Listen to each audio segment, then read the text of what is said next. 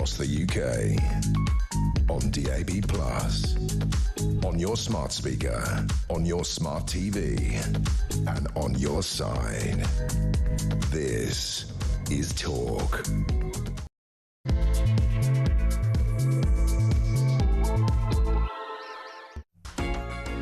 Hello there and a good evening. This is Talk and it is Petrie with you for the next 3 hours, and of course coming up at midnight it is your chance to talk back, and I do want to talk to you about the Mandelson files.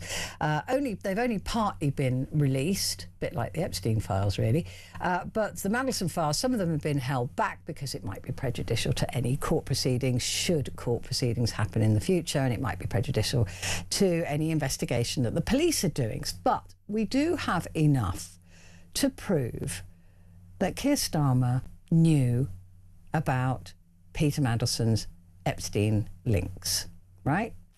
And he knew that Peter Mandelson stayed in Epstein's house in New York while Epstein was in jail after he'd been imprisoned for paedophilia, basically.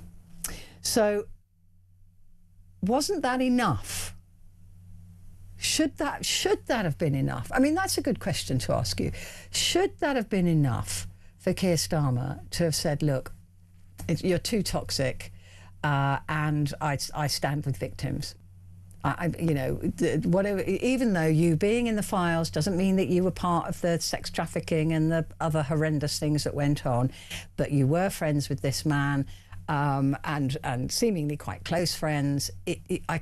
We just can't do it. Should that have been enough for Keir Starmer?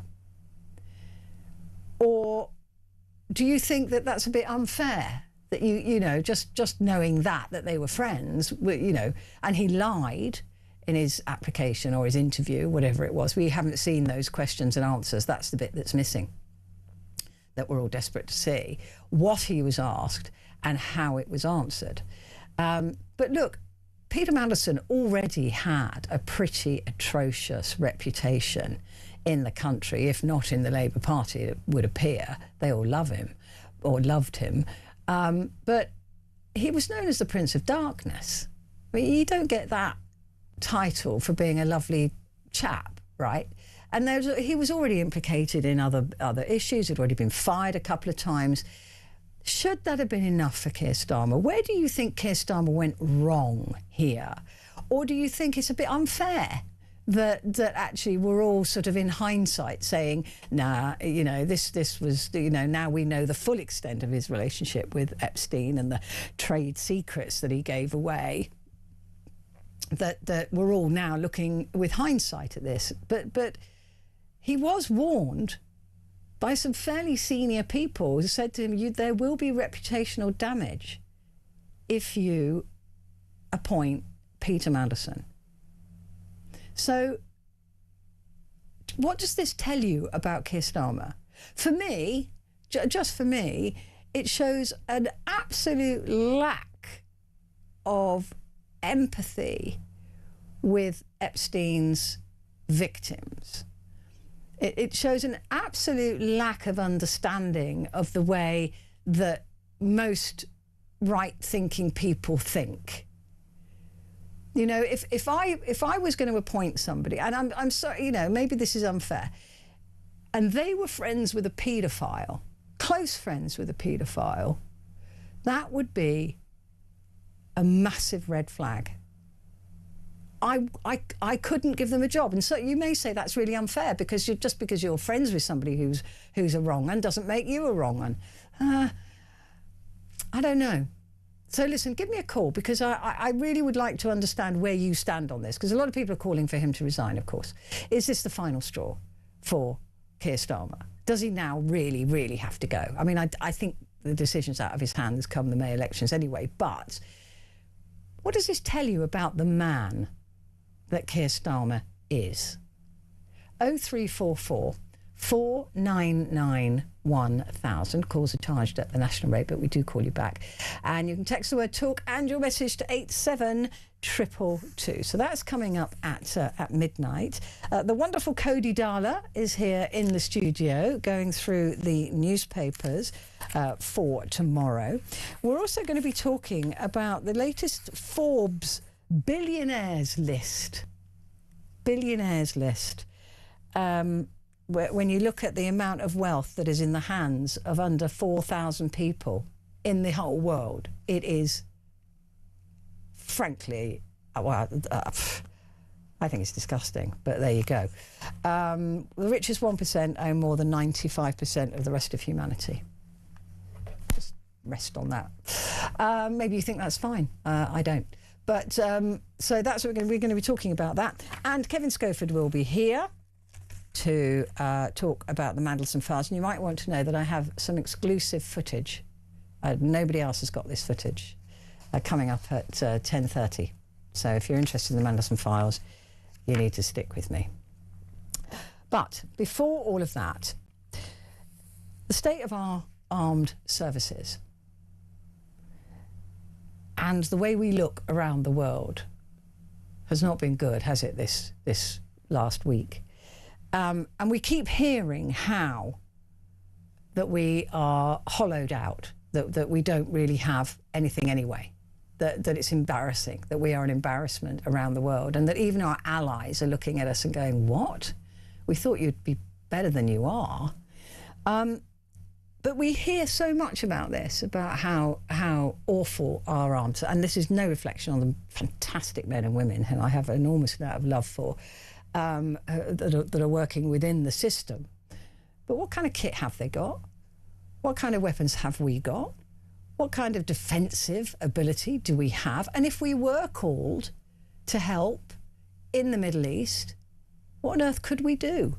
So I thought we'd find out. And joining me now, I'm thrilled to say, is Major General Tim Cross, CBE, retired Army officer and military logistics expert. It's brilliant to see you. Thank you very much indeed for joining me.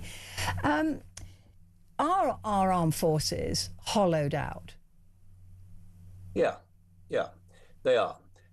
This is not new, and we'll just chat through where we've come from over the last couple of decades. I would add, just in your introduction, you say that people were embarrassed. I'm not sure that's true. I think our allies are disappointed. I think they're worried. I think that they feel that we have always been a major player in defence, and that we're not in that position today.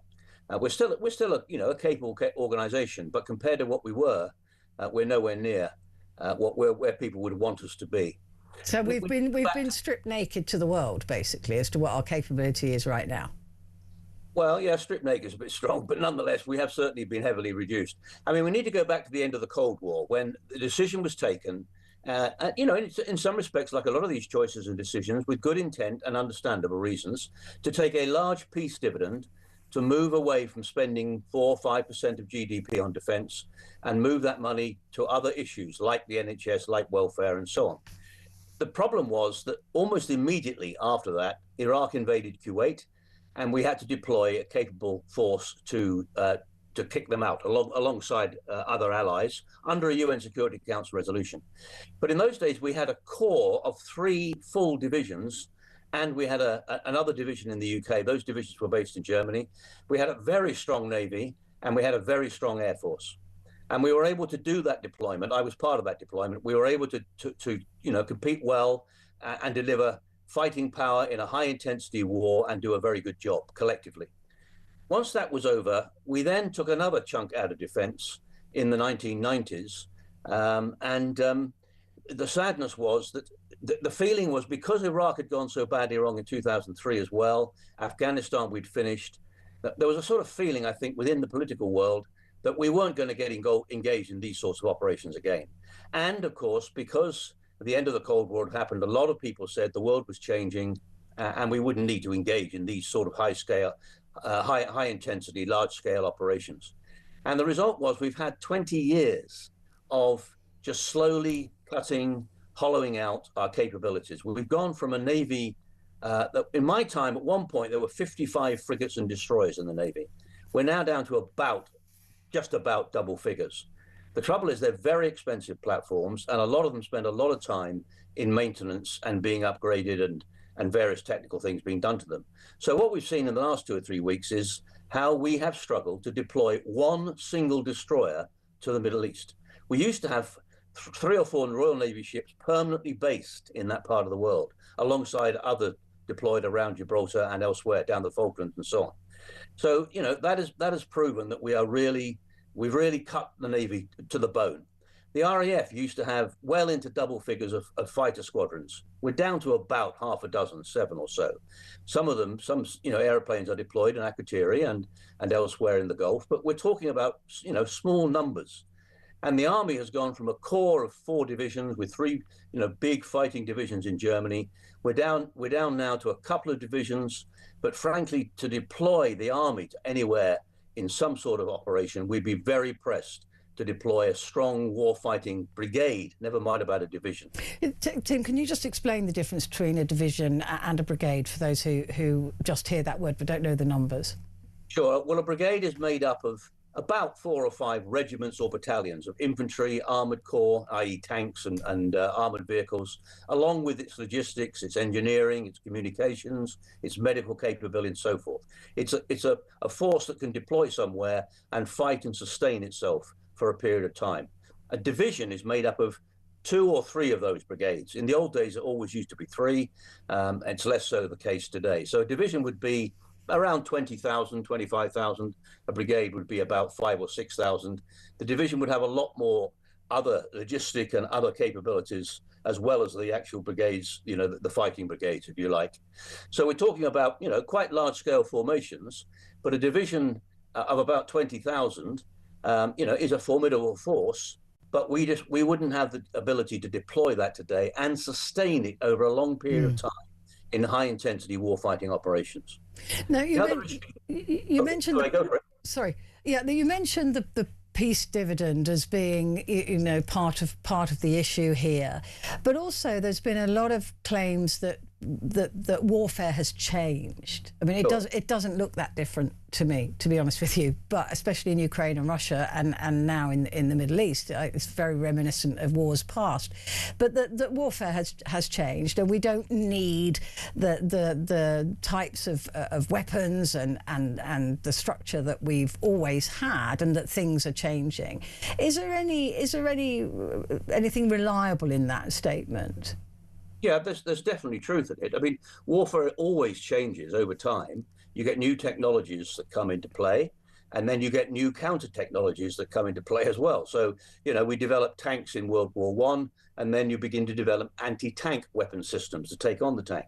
You develop manned aeroplanes, and then you develop missile systems to shoot down manned aeroplanes.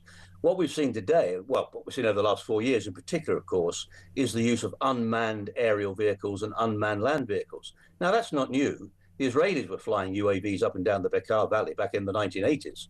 And we've seen the development of this stuff over a long period of time.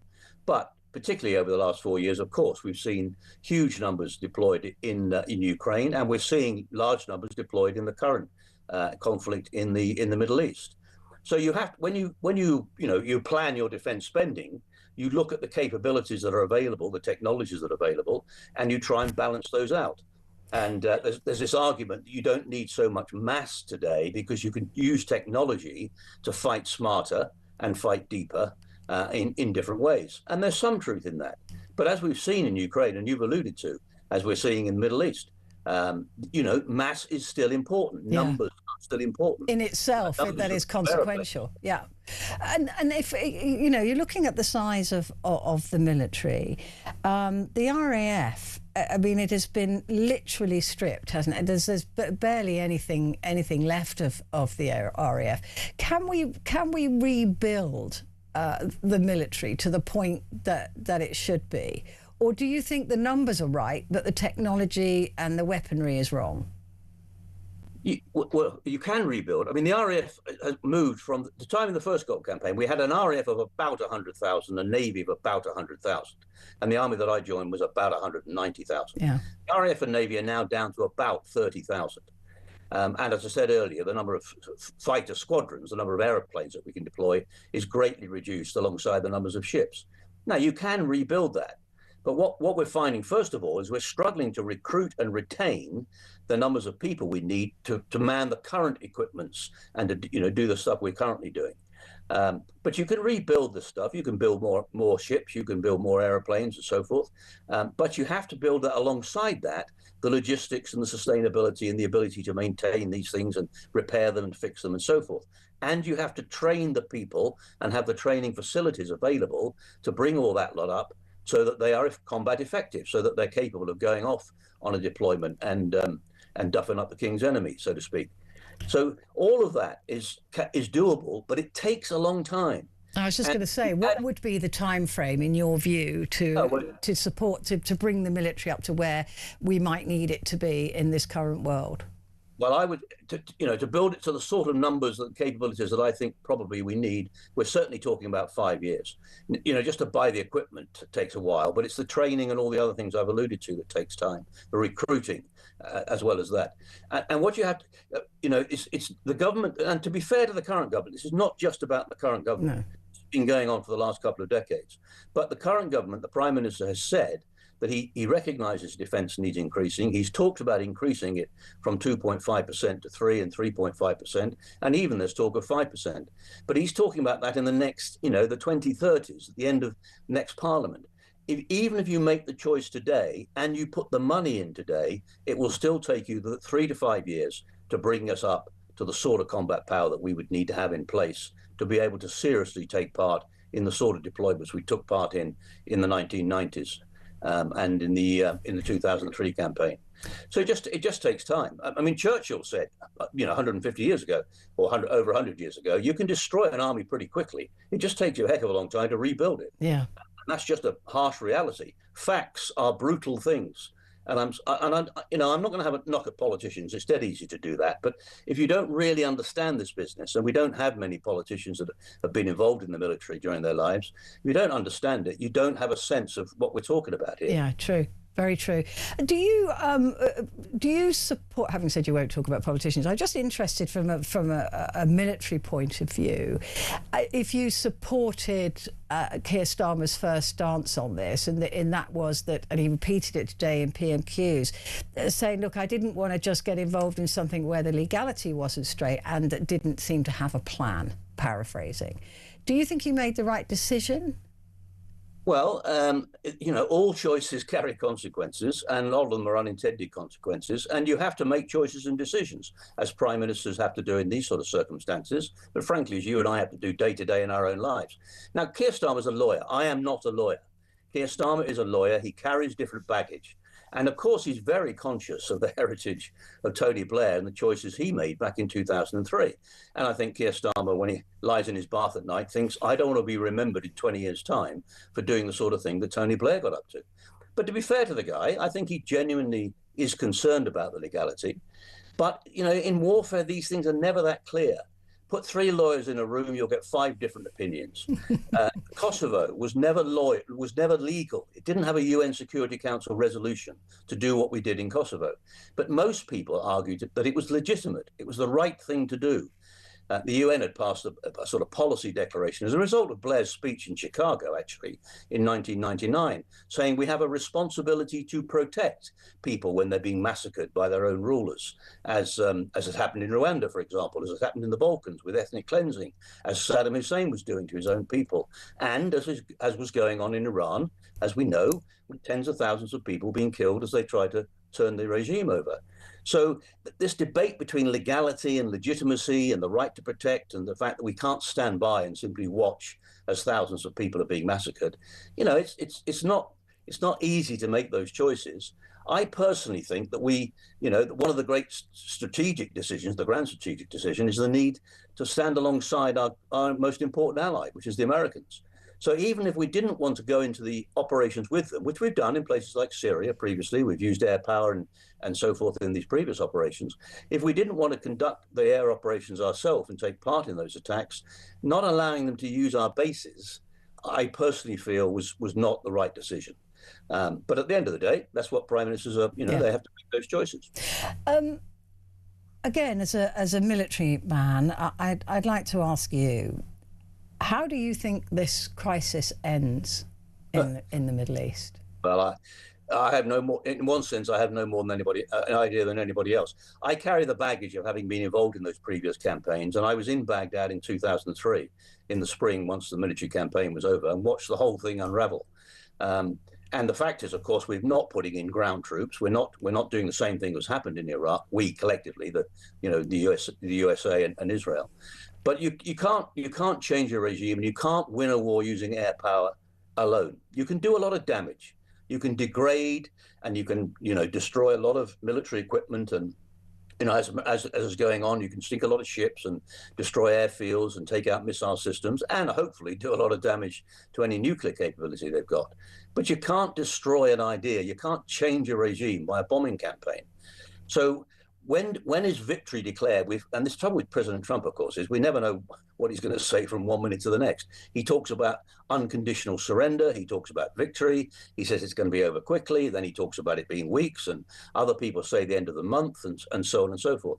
I personally think this probably will go on for a few more days yet, maybe another couple of weeks. But at some point, I think they're going to have to say enough is enough. We're not doing any much more damage. And Israel will have a say in this, of course. And I have a lot of sympathy with Israel. I mean, we are talking about a regime in Iran that has said since the revolution that their declared intent, publicly declared intent, is to wipe Israel off the map and kill every Jew that they can lay their hands on. And they've used terrorism and all sorts of other things to try and bring that about. So, Israel is, in one sense, a different kettle of fish. They want this thing to go on as long as possible, I think. But at the end of the day, I would have thought another couple of weeks maybe.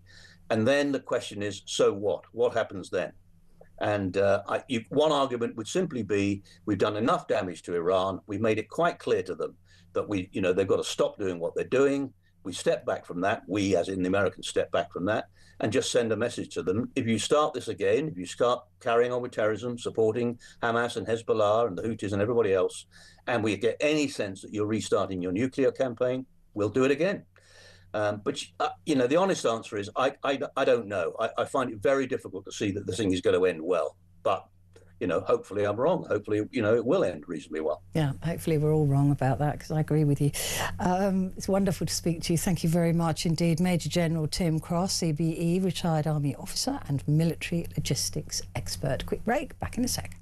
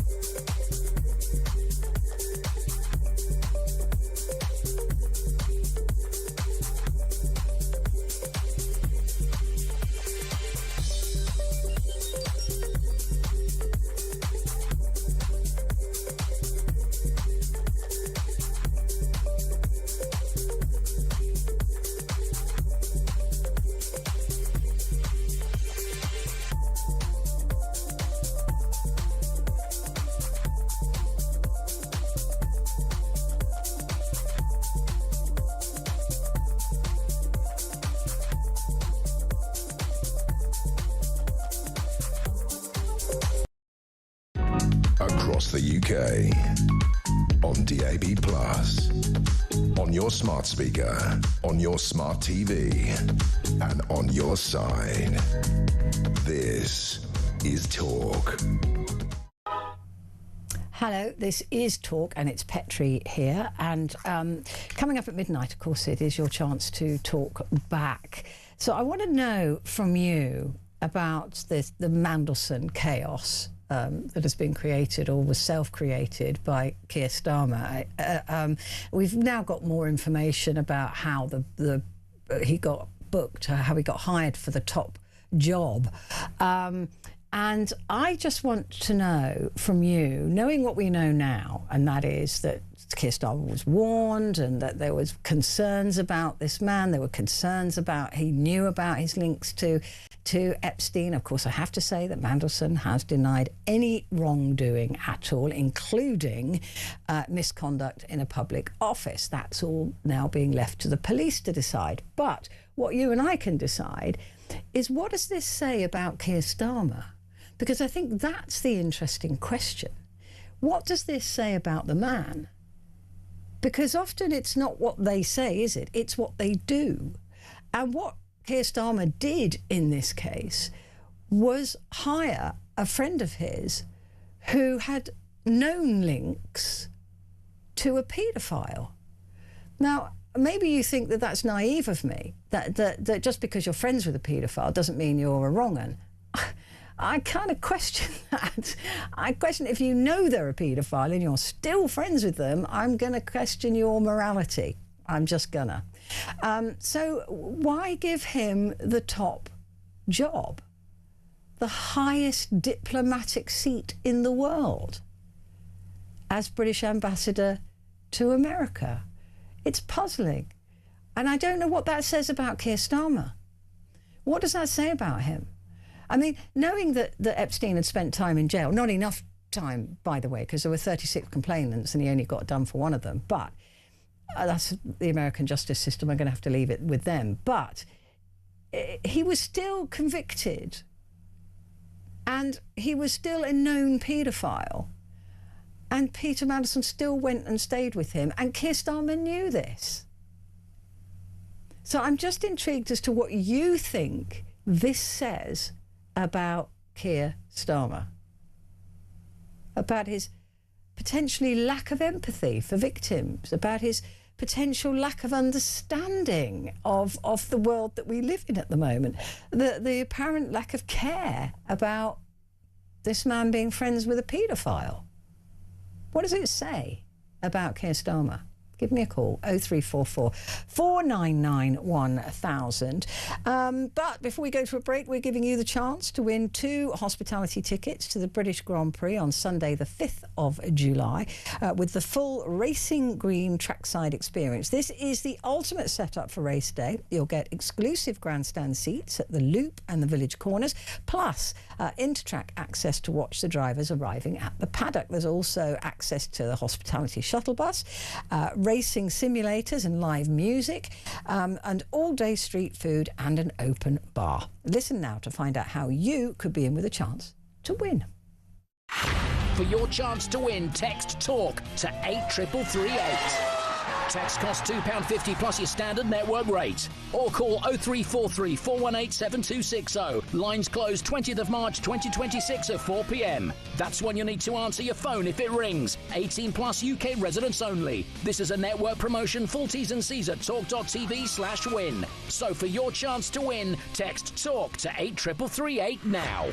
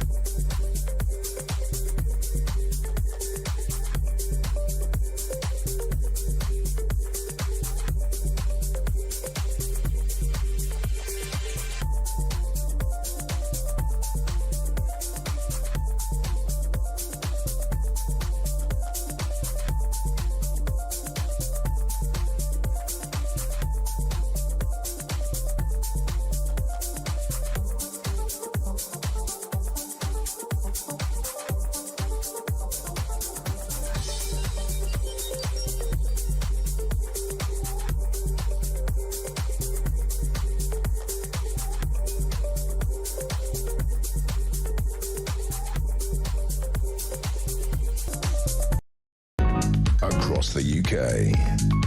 On DAB+, on your smart speaker, on your smart TV, and on your side. This is Talk. Hello there, good evening. It's Petrie with you at the moment. Talking just a moment ago about the Mandelson files. Well, today the first set of documents linked to the appointment of Lord Mandelson as British Ambassador to the United States has been released. The documents show that Prime Minister Keir Starmer was told that Mandelson's relationship with convicted paedophile Jeffrey Epstein posed a reputational risk and that his appointment was weirdly rushed. We also learned that Mandelson, the cheeky little minx, there are other words I wanted to use there, but you can appreciate I can't say them, asked for a severance pay of £547,000. He ended up getting 75 grand, which is still far too much, in my view. Well, here to discuss this further with me is Kevin Schofield, political editor at the Huffington Post UK. Kevin, really good to see you. Now, I know that only some of the documents have been released and we're waiting for other documents, but I think I'm the only journalist in the world to have exclusive footage of, I think it's McSweeney, interviewing Mandelson. Okay, so it says here you are busy mates with King of the Nonces. Is that still the case? Yes. Okay, that should be fine. I googled your name, said your nickname is the Prince of Darkness. Is that innocent, is it? You just a big fan of Ozzy Osbourne and that? No, not at all. That's because I do mad stuff from in the shadows. Right. No need for follow-up questions there. Can't see there being any issues with that. Is there any reason why you might get investigated for misconduct in public office? There is probably a couple of... I'll write down no. You never actually been caught in any scandals though, have you? 2. What was that? None? No, 2 more than that. I said 2. Ah, right, okay. What were they? Well, there was the home loan scandal and then allegations that I influenced the passport application. You know what, we've all got a past, haven't we? Besides, allegations, as you said, wasn't proven, was it? Some of it was proven. Well, you seem like a good guy to me. Now, have you got anything in writing, emails and that could really drop you in the shit? So much stuff. Welcome aboard. So great thanks there to Pat Smith, who is the comedian there. But that to me is almost exactly how I imagine that interview to have gone. And I think the rest of the population as well will be in agreement with that. Yeah, I mean, these documents that have come out today have just, in one sense, they've just confirmed what we already knew, but to see it in black and white really kind of brings it home how badly Keir Starmer has judged this situation. And you know, the strategy of Number 10 has been to say, well, it's all Peter Mandelson's fault. He lied to us. We had no idea that his links to Jeffrey Epstein were as close as they actually were. But when you look at the vetting and the due diligence document which the Cabinet Office prepared before Peter Mandelson was appointed and gave it to the Prime Minister to read. I mean, it is all there. All the stuff about how Peter Mandelson had maintained relations with Jeffrey Epstein after his conviction, how it had been reported that he had stayed in Jeffrey Epstein's house while he was in prison, subsequent links that they had years after his conviction. And it was all there. They even said, no, there's a risk of reputational damage to the government about appointing him. But the sense that you get from these documents is that it was a done deal. It didn't really matter. A bit, you know, like that sketch suggested, it didn't really matter what was in the document. It didn't really matter about what we knew about Peter Mandelson's links to Jeffrey Epstein. He was going to get the job. It didn't matter. One way or another, he was going to get the job because it was viewed that his ability to curry favour with Donald Trump was more important than the fact that he maintained a friendship with a convicted paedophile. So all these crocodile tears that Darren Jones wept today at the dispatch box about the victims of Jeffrey Epstein and how Jeffrey Epstein was a terrible person. Ignore all that. You know, they knew all of this, and still gave Peter Mandelson this job. That is the bottom line here. But what does it say about Keir Starmer? You know, what does it say about the man that he can brush aside the fact that somebody who was giving one of the highest jobs in the world to was friends with a paedophile? I mean, it would certainly perhaps prevent me from hiring somebody. Well, you would think, you know, it's not as if they would be short of alternatives. You know, there was plenty of other equally well-qualified people who could be the US ambassador. I mean, don't forget, this is the plum diplomatic role. This is normally given to time-served diplomats who have worked around the globe for the diplomatic service, who have been civil servants for decades, and yet all that convention was ripped up because the political benefit, or the perceived political benefit, of giving Peter Mandelson this role was seen to trump, pardon the pun, everything else. And as you say, even though, you know, he had a very murky past and associated with Jeffrey Epstein, that was all just, you know, we'll turn a blind eye to this. I think it also shows how Keir Starmer, how heavily he relied on Morgan McSweeney, who was his chief of staff, who we know was a close ally of Peter Mandelson, and advised the Prime Minister to make him ambassador. That was a terrible mistake. Morgan McSweeney has paid for that with his job, but it shows that the Prime Minister basically, you know, couldn't look at this evidence and make up his own mind and say... Well, that's the point, isn't it? I mean, advisors advise and prime ministers decide, and that's the way that it should be. But it seems to me like they were pretty much marking their own homework, as you're saying, that they were determined that Mandelson was the man for the job for whatever reason that might be, you know, and maybe it was because of his connection to Epstein. I mean, who knows, right? We've yet to see those questions. But for all of us, the skit by Pat Smith there, it is exactly how we imagined that it must have been. It's like, la, I don't want to... Because otherwise, I can't see how those decisions could have been reached. No, it is utterly bizarre. It was already predetermined. The vetting made no difference whatsoever. I think you've got to question whether anything could have been thrown up in Peter Mandelson's background which would have dissuaded Keir Starmer from giving him the job. You know, even if you leave the Jeffrey Epstein stuff to one side, as was in that sketch, you know, he had to resign twice from cabinet over pretty murky scandals, and yet, you know, here he is. Well, Gordon Brown, let's not forget, brought him back after that to become business secretary and put him in the House of Lords. So, you know, let's not forget that as well. But then Keir Starmer decides to give him this job. Now, that's not to say there were no reasons to give him it. You know, he clearly has political skills. He is an incredible networker. He established a rapport with Donald Trump. Not everyone can do that. But weighed against his misdemeanours associating with a known paedophile, you've got to think that surely would outweigh any benefits of appointing him. And yet, Keir Starmer went ahead and did it, and he must bitterly regret it now. The thing is, though, it speaks to the man. It speaks to who Keir Starmer is. That he would prioritise a Trump whisperer over those links to Epstein, and also the potential weakness of the man in only listening to one voice and not listening to those people who were saying, look, there is reputational damage here. This could really do you in. And then to sort of come out and say, well, he lied to me. Well, you were a barrister. I mean, your whole job is to examine and question people. That's what you did before you came into office. And I think that's what we're thinking is almost unforgivable, is that even if he didn't do the interview, he knows how to read a brief. He knows when questions have been dodged. He knows when questions haven't been answered.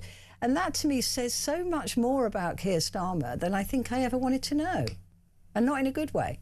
No, absolutely not in a good way. You're right. I mean, it is all there in black and white. It's about, I think, 8 different bullet points, basically setting out reasons why Peter Mandelson might not be a very good appointment, and it's a huge gamble. Now, Keir Starmer is seen as a very cautious individual, someone who does everything by the book, and yet he seems to have just thrown all that out of the window, taking a huge gamble on someone who has controversy trailing behind him everywhere he goes, and then ignores all the advice from his officials, people who are paid to dig into people's backgrounds and advise on whether or not they'd be a good appointment. He ignores all of that and gives them the job anyway. Now, many things, I guess, that we don't know, because not all the documents have been released yet. Some have been held back because of the police investigation into Peter Mandelson. One of them being the questions that Keir Starmer asked Peter Mandelson himself. We're told there were 3 areas that were up for further scrutiny. Those are the areas where Keir Starmer says he was lied to by Peter Mandelson. But it's just difficult, having read those documents today, it's just difficult to understand how the Prime Minister could have come to any other conclusion that, you know what, this is just a little bit too hot to handle, I think. Let's give it to someone else. Yeah, there's one thing to be lied to in a vacuum, right? If he didn't know, let's say he didn't know anything about Mandelson and he believed his lies, but he had a full briefing on this man. So that's always more difficult, isn't it? It's like, well, it's best when you get your kid's school report and they lie and say they've been really good, and your school report says something different. You're going to be questioning the lie, right? But he didn't even think to question that lie. No, exactly. It's clear from reading these documents that come hell or high water, Peter Mandelson was going to get the job. If this document did not convince Keir Starmer to think again, then nothing would. So it doesn't matter whether Peter Mandelson lied to him or told the truth. He was going to get the job. They had long since decided that Peter Mandelson was the man for this role for political reasons, and his unsavoury past and his unsavoury associations and the disgusting things that his associates, that Jeffrey Epstein had perpetrated and been convicted for, were irrelevant. So, as I said earlier, for the government to come round now and say, well, uppermost in our thoughts are the victims of Jeffrey Epstein, that's baloney. They knew about the victims before they gave the job to Peter Mandelson, and they still went ahead and gave him the job. Unbelievable. And the other thing I just want to say is the brass neck of Mandelson to ask for over £500,000. Well, these people operate on a different planet, don't they? Well, absolutely. He was being sacked. That's the thing. He was being sacked, and given what he was being sacked for, and he'd only been in the job 6 months. I know. It takes a hell of a brass neck to then say. They honestly, they're just brains are wired differently. I mean, how could anybody say that £500,000? And then his assistant said that represented good value. To who? Well, certainly not to the taxpayer. No. Just absolutely extraordinary. I mean, I think most people will be angry that he got £75,000, which is what he ended up getting. But the idea that he thought that he was entitled to over £500,000, it's just absolutely big. Absolute joke. I'm just going to say for the record, I don't mind if Talk sack me if they're going to give me £500,000. Just saying for the record. Kevin Schofield, thank you. Always a pleasure. Kevin Schofield, political editor at the Huffington Post. And I just want to thank again Pat Smith for giving me permission to use that clip. I just thought it was the perfect example. And you can find him at Pat Smith Comedy.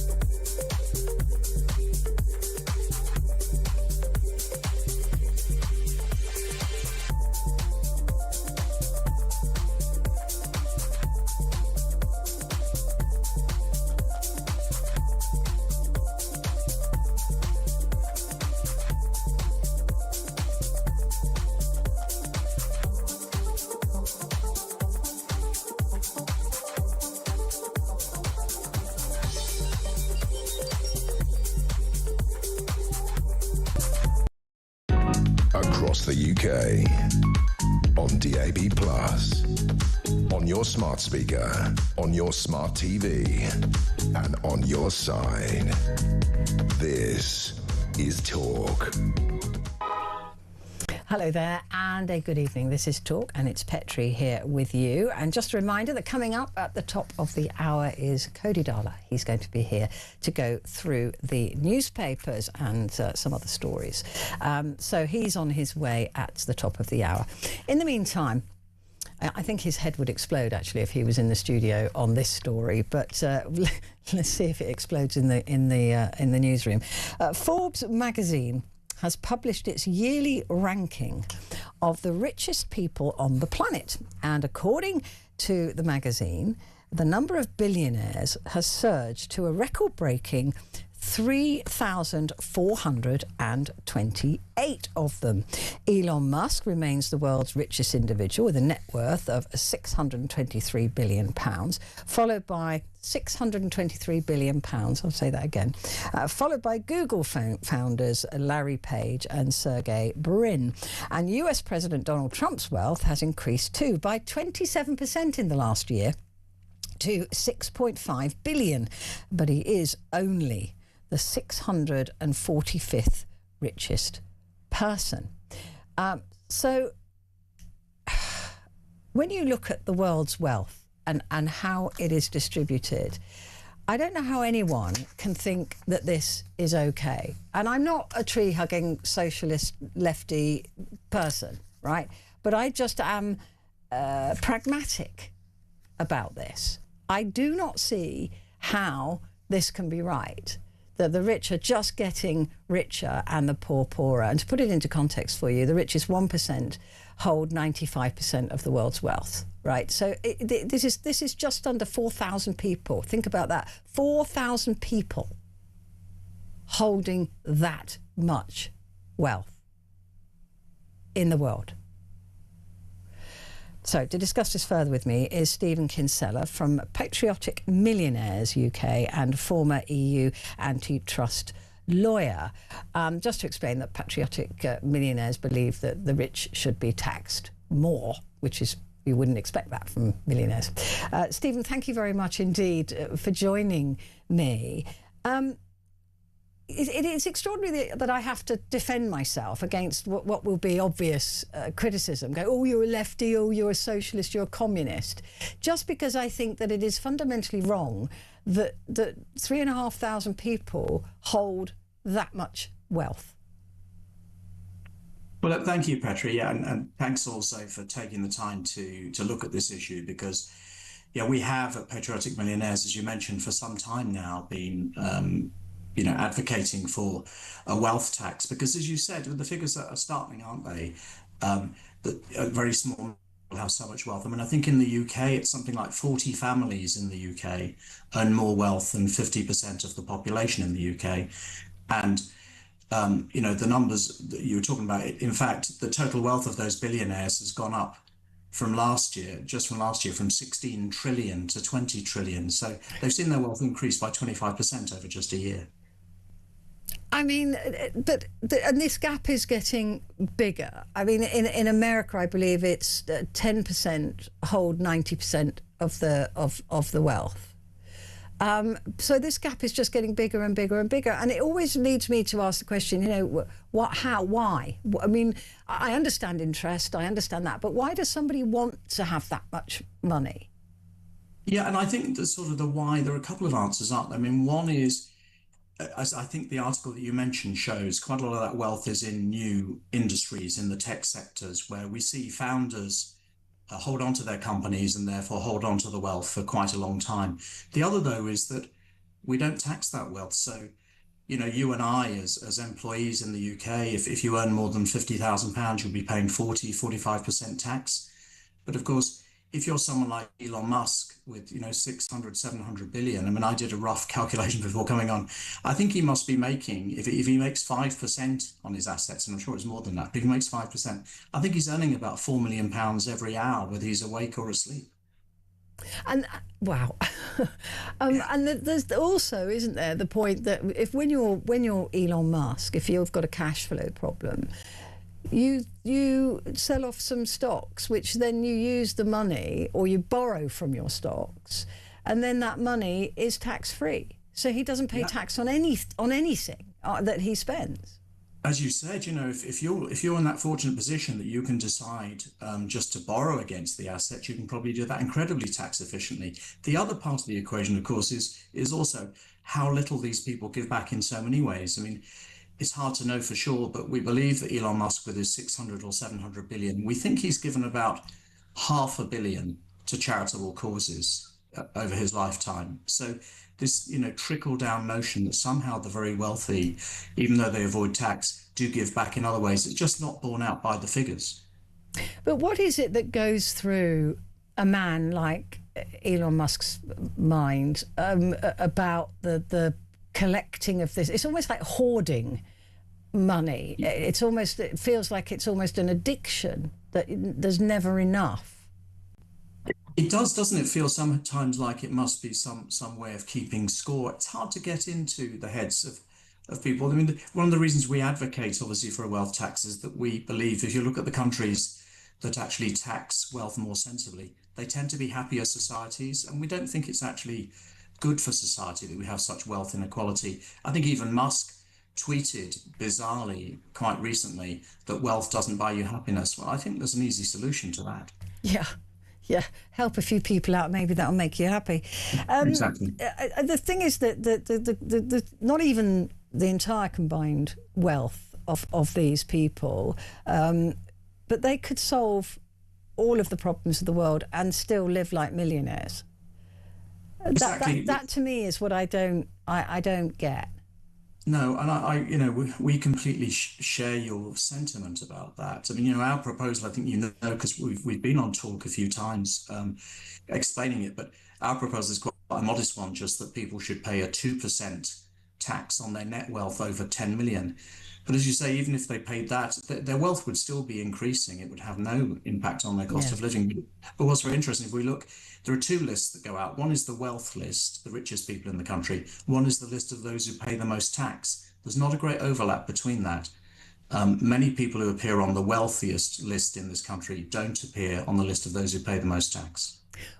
Why is a wealth tax so unpopular? It's even unpopular with a Labour government. They're always saying, look, they're all going to leave. They're all going to take their money with them. But like you said, trickle-down economics has been absolutely debunked. It doesn't happen. So what's the big scare? Look, it perplexes me, to be honest. The funny thing is it's not actually unpopular. I mean, we've done, not we, but surveys and polling have been done for us at Patriotic Millionaires that show two things. One wouldn't surprise you, I think. The general population, a wealth tax is very popular, but they expect that. But what we found when we surveyed those who would pay it, a very high percentage, 75% of those who would pay it would actually be very happy to pay it, would welcome paying it, as long as it was, applied fairly across the board to everyone in those circumstances. And that's what you see with us as Patriotic Millionaires. I mean, we're people who are saying, yes, we would end up paying this tax, and we are happy to pay it because we believe that it would contribute to a fairer and more equal society. You've also got the situation, haven't you, when people are running off to places like Dubai where it's tax-free, and that's what the government seems to be concerned about, is people running off to Dubai. But Britain is a great place to live, right? I think a lot of people would prefer to live here, wouldn't they? So actually, I think at the moment quite a lot of them are trying to run back from Dubai, aren't they? Yeah. And I think they're probably expecting us to send the military to get them out. And look, everyone feels sorry for people, and I don't want to make light of it. Anyone who's in that area at the moment who wants to come home, we should do everything we can to help our citizens come back. But I hope that they recognise that those of us who stay here pay taxes to provide all the things that you and I value about this country. Yeah, indeed. It's funny, I have got a message here saying socialism, the politics of envy, the rich are wealth creators. Well, it's hard to throw that at Patriotic Millionaires because, as I say, we're people who are saying we've been fortunate. And most of us are honestly realistic enough to know that the fact that we are wealthier than average, a lot of it is down to good fortune. A lot of us, and I'm certainly one, were people whose education was paid for by the state, my parents, worked in public service. We've benefited from everything that this country provides, and so I don't think it's envy for people like me to say, why doesn't everyone who has significant amounts of wealth now, why doesn't everyone pay their fair share? Yeah. An employee is paying more tax than very wealthy people in this country. Yeah. Good to speak to you, Stephen. Thank you very much indeed. Stephen Kinsella from Patriotic Millionaires UK and former EU antitrust lawyer. Coming up, of course, we have the papers, so stay where you are, and the fabulous Cody Darla will be here the other side of the news.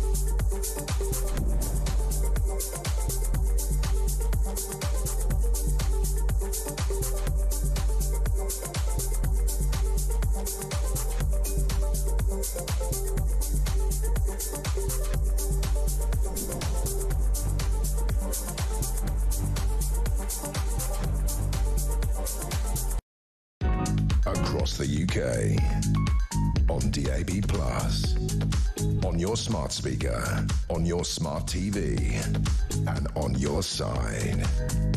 This is Talk.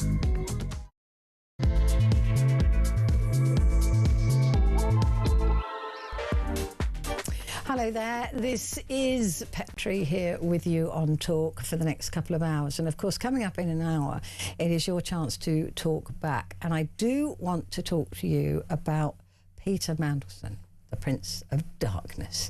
I want to talk to you about the fact that, I already knew, I don't know why this has come as any surprise to anybody, that Keir Starmer knew about the links with Epstein and knew about everything, because he's got people who do the digging, right? So of course he knew, but he hired him anyway.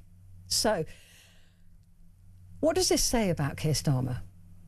I think that's the interesting thing. What does this say about the man that he so wanted his buddy Peter Mandelson to have this job that he was prepared, in my view, to ignore what Epstein had done and then subsequently continued to do to women, girls and boys.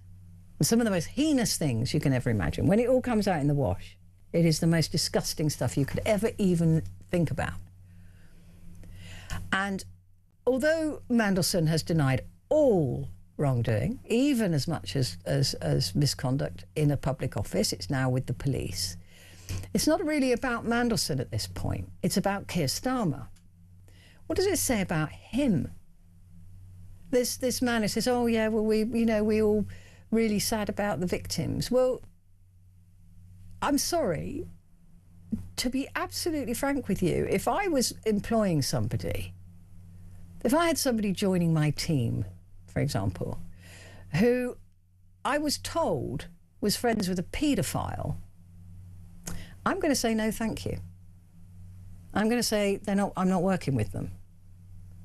And you may say that's unfair because just being friends with a paedophile doesn't make you a paedophile, but it makes you morally weird, right? It's reprehensible. It's you know, why are you friends with a paedophile? What part of that friendship is okay with you? Why is that okay with you? So it was okay with Keir Starmer. It clearly was, because he hired him anyway, despite the fact that he was completely aware of this weird association. So he's our Prime Minister. What does that say about the man to you? Is it forgivable? He said, oh, well, Peter Mandelson lied to me. He's a former QC. His whole job as a barrister was to examine and question and to be able to figure out what was a lie. And it's not like he didn't have evidence with which to push back. He did. It did purely as a lawyer, right? Purely as a barrister. He had the evidence in front of him to be able to push back. It's not as if Peter Mandelson lied to him in a vacuum. Oh, I didn't know any of it. You had it all there. So either he was a really rubbish barrister, or it didn't matter what Mandelson said. He was getting the job anyway. Didn't matter about the victims of Epstein. It didn't matter about anything else. Mandelson was a shoo-in. And you have to ask the question why Mandelson was a shoo-in. And that's the question I want answered. I mean, maybe the link with Epstein was the point. I don't know. But I want to know what you think about this. Is this now just too much? It's too much for our Prime Minister to be able to stay in position, and it's just it says too much about the man that I personally think that this is his most unforgivable thing. Forget all the U-turns, and there have been plenty of them. And forget all the crass things that have been said and done, and even the sucking up to Donald Trump. Forget all of that. For me, this exposes Keir Starmer in a way that I don't think I can forgive him. So give me a call, 0344 499 1000. Calls are charged at the national rate, but we do call you back. And you can text the word talk and your message to 87222. What has this situation revealed to you about our Prime Minister? Joining me in the studio now. Oh, sorry. That's all right. You're allowed to cough. You're allowed. I swallowed the wrong way at exactly the wrong moment. Exactly the wrong moment. Cody Darla, a comedy writer and host of the Truth in My Opinion podcast. Cody, what do you make of this? Yeah, I mean, it's not a great look, is it? And I think, I pretty much agree with every single thing you said. I think it's interesting, the point you were talking about as to why Keir Starmer may have ignored this type of information. Yeah. And I think the kind of elephant in the room is Donald Trump, where we are in such a kind of precarious political position where we have a psychopathic maniac in the White House.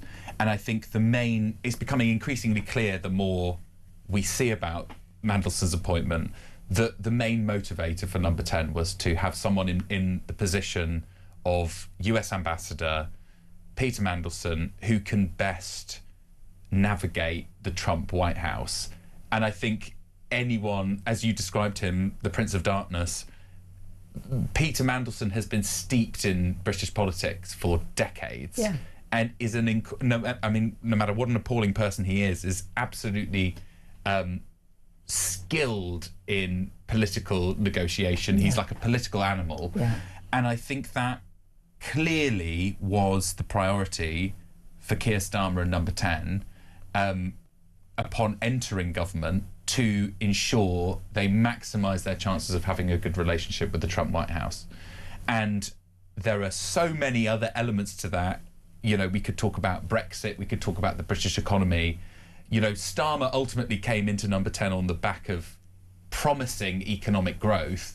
And economic growth has meant, since we've left the EU, has been pegged by multiple governments, multiple politicians, to a trade deal with the US.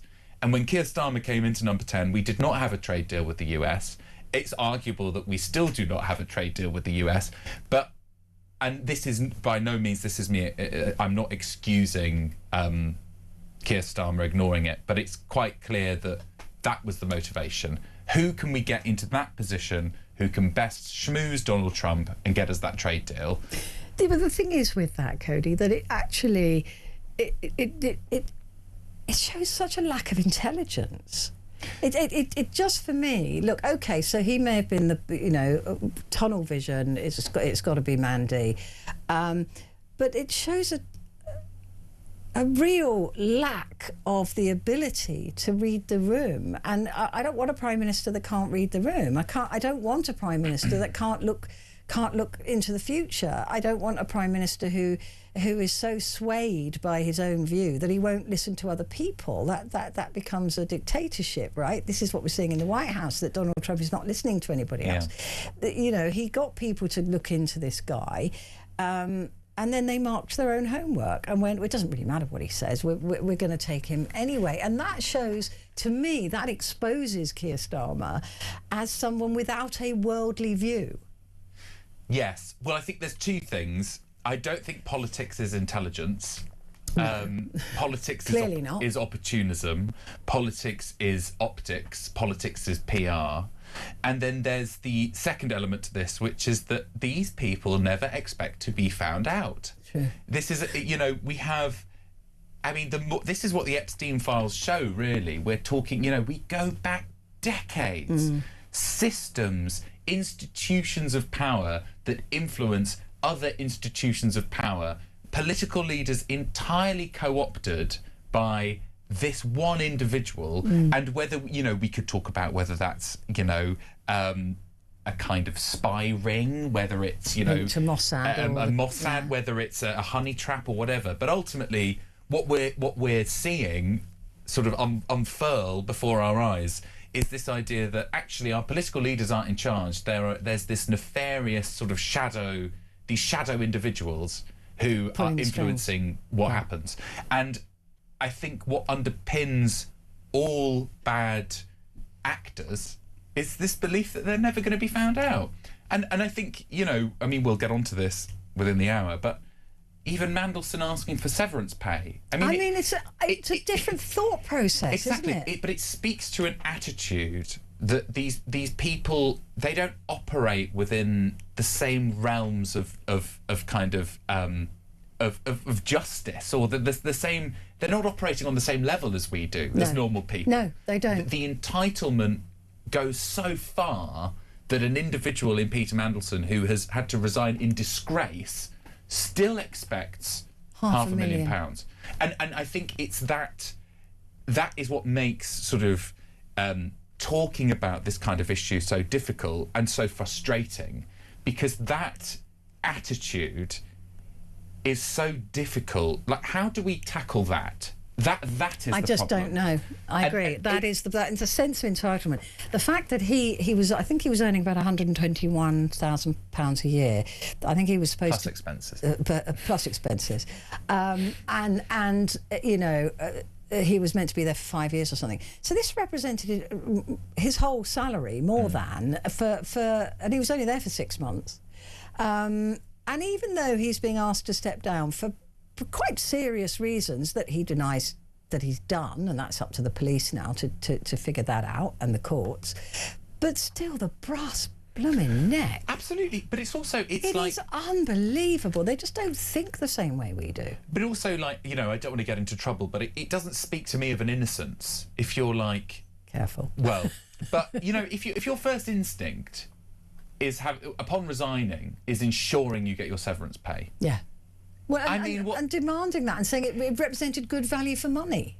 But I mean, it certainly doesn't show remorse. No, it doesn't show. Or any kind of well, it shows willingness. Entitlement. Exactly. I mean, it's entitlement, but it shows no willingness to own up to your actions. Or have any humility. No. Or any sense of propriety. Absolutely not. And like I say, I think this is almost, it sort of overtakes the details, because, you know, we hear more and more outrageous details that are actually, we can kind of shrug off because we're like, well, obviously, I mean, of course he asked for £500,000 severance pay. That is what they do. But in terms of getting to the heart of what this whole Epstein saga has shown, it's almost, that is the heart, this attitudinal issue, which is these people, and this reflects Starmer as well in terms of just choosing to ignore these allegations in order to appoint someone that he thinks could do a good job to influence Trump. We're dealing with people who are prioritising relationships and political opportunism over facts. Yeah. Which is that, you know, there is this so many children, young women, boys have been harmed in this, and the reason they have been harmed is because they have never been the priority. The priority has always been business deals, political deals, PR opportunities. And this is, I mean, and that's a huge issue, you know, that's a huge issue in society, and it makes it's almost like us focusing on severance pay detracts from this enormous issue we have, that the people we have in power think they can get away with everything. And they do. And they do. Exactly. And that's the point. And you've seen in America now, and there's more videos that have come out, I think today, from the Epstein files, and they are so disturbing. And you can identify some of the men that are involved in this. One, picking up a child and running into a bedroom with her. And nobody's been questioned. Nobody's been arrested. Nobody's been charged with it in America. I mean, it is just absolutely mind-boggling. Well, exactly. But that's what I mean about the system. I look at these images and I go, how is this okay? I mean, you know, Ghislaine Maxwell deserves to be in prison. Yeah. But it's kind of ironic that the only person in prison over this in America is a woman and a Brit. Yeah. Yeah. She's not American. Yeah. There's not a single American in prison. No. Over all of this. No. And, you know, I think we talked about this, I think, last time I was on when we were talking about the Epstein files. The only names redacted in the Epstein files are the men. Yeah. Are the criminals, are the perpetrators, are the paedophiles. Yeah. And the victims have been named. The victims are accidentally leaked. And these are victims who have also not come forward. Not told their families, not told their friends. So, I mean, and I think this kind of goes back to the point I was making about this sort of attitudinal problem where the fact that victims' names are leaked by, I imagine, the majority of the people who are dealing with this in America as part of the DOJ are men. This is the problem. There is no respect. There's no respect for women. There's no respect for children who have been abused as a result of this. People are scrambling in America to maintain their reputation. To cover up. Their instinct is to cover up, and their instinct is to just keep the system going. And that's not me saying that people who have a vested interest in the system are paedophiles or that they're involved in it in any way, but the system perpetuates, and whenever something like this comes along, I think there's an ease in focusing, as much as it's outrageous, for example, Mandelson, you know, having a £500,000 severance package, asking for that is outrageous. We're not dealing with the root issue, which is that nobody in positions of power care about people. It's almost a dehumanized system in which people operate in this world that is separate from all of us. It's separate from our morality. It's separate from our daily existence. It's a game. Keir Starmer has appointed Mandelson because he has thought he as an individual can best influence Trump. It's a game for them. Morality doesn't come into it. It is shocking. It really is shocking. But like you say, these people, we can't understand them because they don't think like us. Exactly. They're a completely different animal. Yeah. That and Mandelson saying, yes, I'll have £547,000, please. That makes sense within that world. It probably does. Of course, Yeah, of course. yeah. Okay, well, you've hired me for 5 years and you've sacked me after 6 months. I'll have £500,000. It makes sense to them. Of course it does. You've signed your contract. Okay, you get rid of me, fine. You pay me my salary. It makes sense to them. That's the way they're operating on a different rules-based order to the rest of us. And they always have. And they always have, exactly. And they've always got away with it. So why wouldn't they think they get away with it? And that's the thing. As shocking as all of this is, it is unsurprising. Yeah, I completely agree with that. I will say, just at the end of all of this, of course, Peter Mandelson has denied any wrongdoing, and that includes misconduct in a public office. Cody and I are going to take a break, but we will be back in a moment.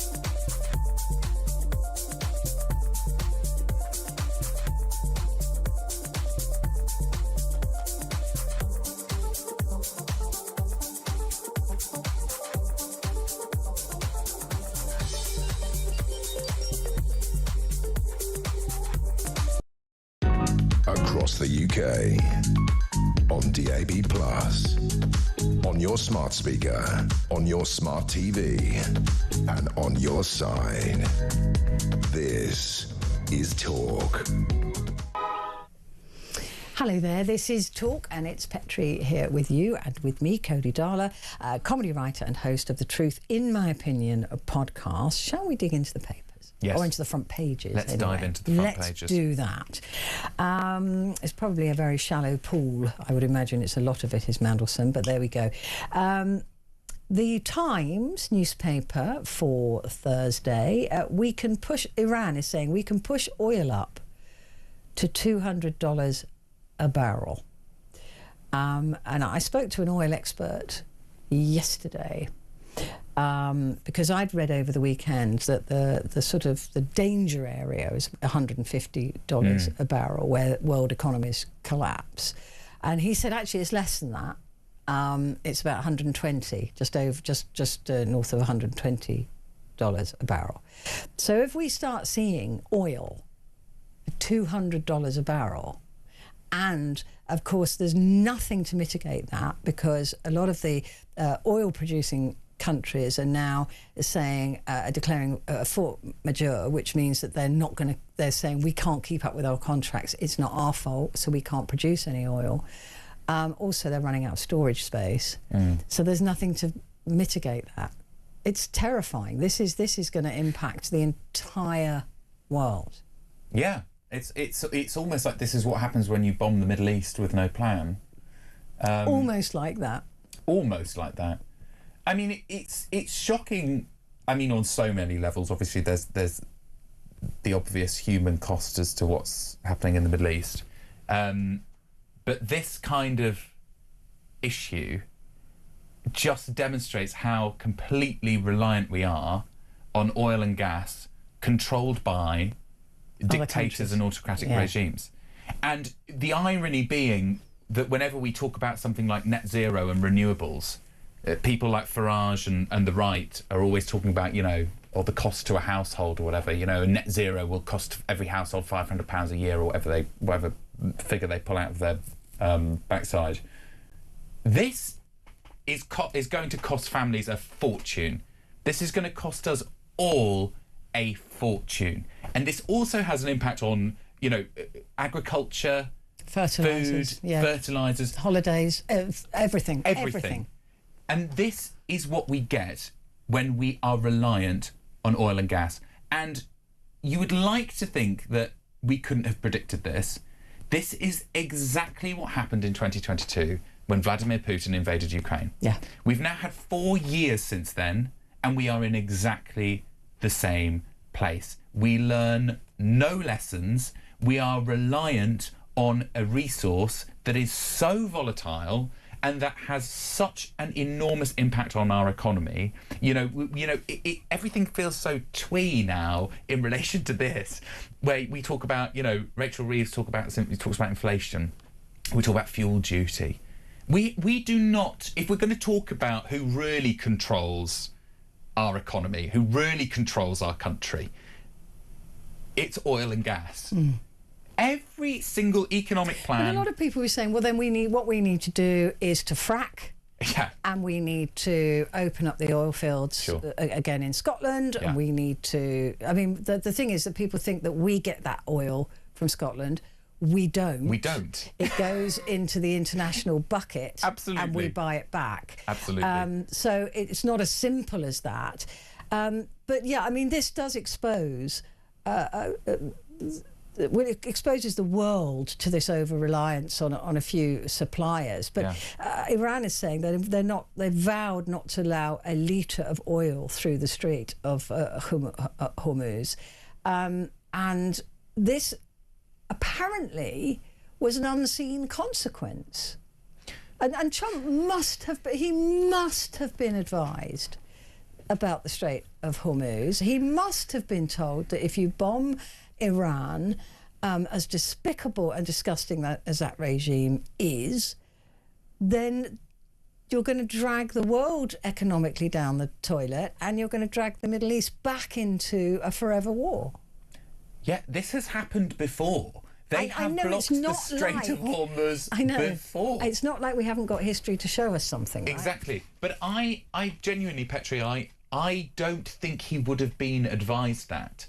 We're looking at a White House that is populated entirely by ideologues, by sycophants, by MAGA heads. Well, that's what he's put in place. They do not consider anything that is more complicated than caveman mentality. I've got the bigger stick and I'm going to hit over the head. Well, that's certainly Pete Hegseth's view. Is my military is bigger than your military, and we're going to win. But I keep asking this question: what does winning look like? Because this doesn't look like winning, and this doesn't look like victory. The regime is now tougher and younger than it was, and angrier, and probably more determined to secretly build nuclear weapons than they ever were before. So that even if they're not using it as an attacking thing on Israel or America, certainly as a defensive thing against those two empires. So it's worse. It's fundamentally worse than it was. The Americans have tried to enact regime change in a Middle Eastern country once every decade since the Second World War. That's very true. And they have never, ever, ever, ever, ever, ever succeeded in making it a better place. No. So you look at Libya, and Gaddafi is now in absolute but mess. this is again textbook. They don't. We've had appalling American presidents who get involved in the Middle East. We now have an appalling American president who is senile and a psychopath getting involved in the Middle East. In your view? In my opinion. Don't sue. But it's quite clear that there is no planning. And we knew from the very beginning of this attack, when the Americans and the Israelis started bombing, the very first question everyone asked is, what is the plan here? Yeah. And they could not give us an answer. The White House spent days trying to work out what the answer was. And then multiple people within the White House gave us conflicting answers. Marco Rubio said, well, it's because the Israelis we're going to do it. So the Israelis called it, and then Donald Trump said, well, no, we want to bring out regime change. And now all of a sudden, they're on. What did Trump say the other day? He says, we've won, but we haven't won enough. This is the state we're in. We have won, but we haven't won enough. I mean, and apparently he's really surprised that Iran lashed out into the Middle East. And if he gets stuck in his great plan, I think next will be, well, we'll just police the Strait of Hormuz.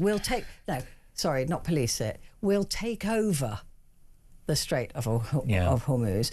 And if he uses that language, there's even more trouble, right? Because America, you're not taking over the Strait. It's not yours to take over. You can't do that. Like Greenland, like the Panama Canal, you can't. No. Yeah. And that'll cause more trouble. But also militarily, that would take so much effort for such a long time that you're embroiled again in another Vietnam or another Iraq war. And this will be his Vietnam.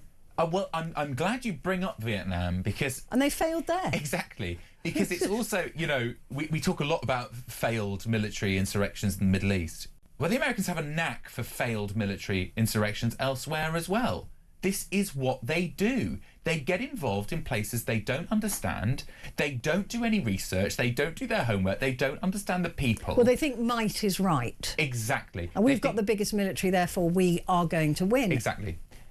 You can throw some missiles at something and it'll fix it. Well, unfortunately not. And as we're all realising, as any person with a single brain cell would have been able to tell you, the Iran regime, as you say, as despicable as it is a system. It's not a person. We're dealing with, in a way, the label... And they're fanatical. And they martyrdom is they're taught that from baby. So martyrdom is the greatest gift they can be given. It's not like us in the West who go, I'd rather not die, thank you. There's a whole system built behind that religious doctrine, and you can't kill an idea. You can't kill an idea, and I mean, even you're absolutely right to bring that up. But I think honestly, even before you get into that, if you as a nation are being threatened by another nation and being bombed, and your citizens are being killed, because I think many people were quite morally conflicted when this conflict broke out, because the Iranian regime is appalling, and they absolutely terrorise their citizenry. They quash down their rights. And we all saw those videos of Iranians sort of celebrating the death of the Ayatollah outside of Iran, though. There were also people celebrating within Iran, but then within 24 hours, the missiles keep falling, the oil reserves are struck, the sky is black, the fumes are in everyone's lungs. There are thousands of people who are dead. There's a girls' school that's struck. This is how the Americans operate. This is how the Americans and the Israelis operate. They do not care about people and people's lives. They care about this deluded idea they have that they can bomb a country into subservience, which is also an Israeli idea. The Benjamin Netanyahu for 30 years has been wanting to destroy Iran, and he's finally found a president in Donald Trump who is pliant and thick enough to do whatever he wants to do. Yeah. This is an Israeli and an American mess. And now we are all suffering the consequences. And we will for quite some time. For quite some time. Just to go back to that school briefly, it's now been identified that it was a Tomahawk missile that struck it. And Donald Trump said, well, Iran had Tomahawks. No, they didn't. They absolutely didn't, because America stopped selling weapons to them before the Tomahawk was invented. So they did not have a Tomahawk. This was not a false flag operation. And it appears now that it was America. It was only ever going to be America or Israel, right? But it was America. And they were using old intelligence. And that's why that's the latest on it, and that's why those little girls were murdered. Let's take a break. Back in a sec.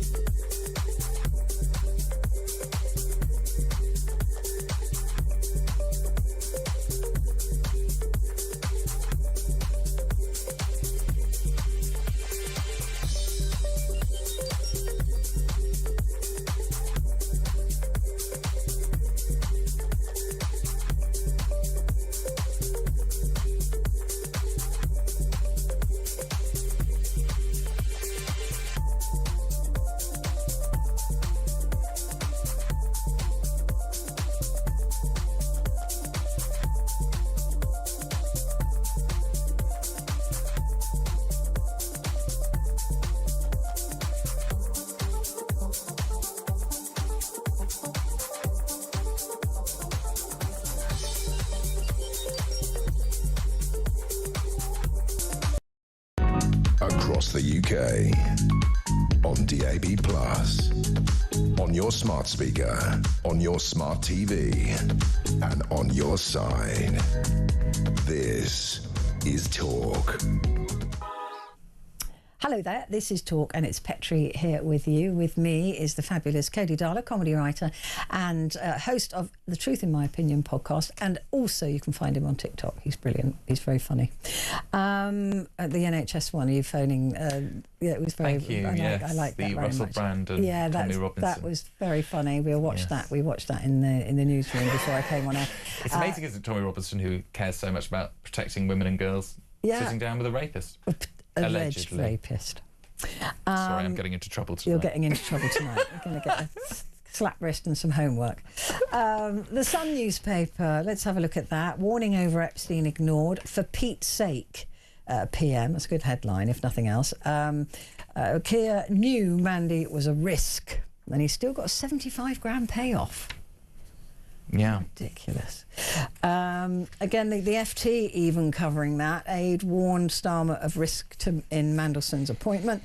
And then the discussion there about the record oil release, the reserves that have been released, which really at that level can only be released another couple of times before we run out. There are 1.2 billion barrels and they've released 400 million barrels, is that correct? Yeah, so we've only got about another, it's 3 or 4 times, no, 3 times. Well, yes, yeah, two more. Yeah. I mean, I saw that story and I thought, I mean, I know there's a kind of, I mean, this is the sort of ridiculousness of the markets, that you need those reserves in order to get confidence, blah, blah, blah.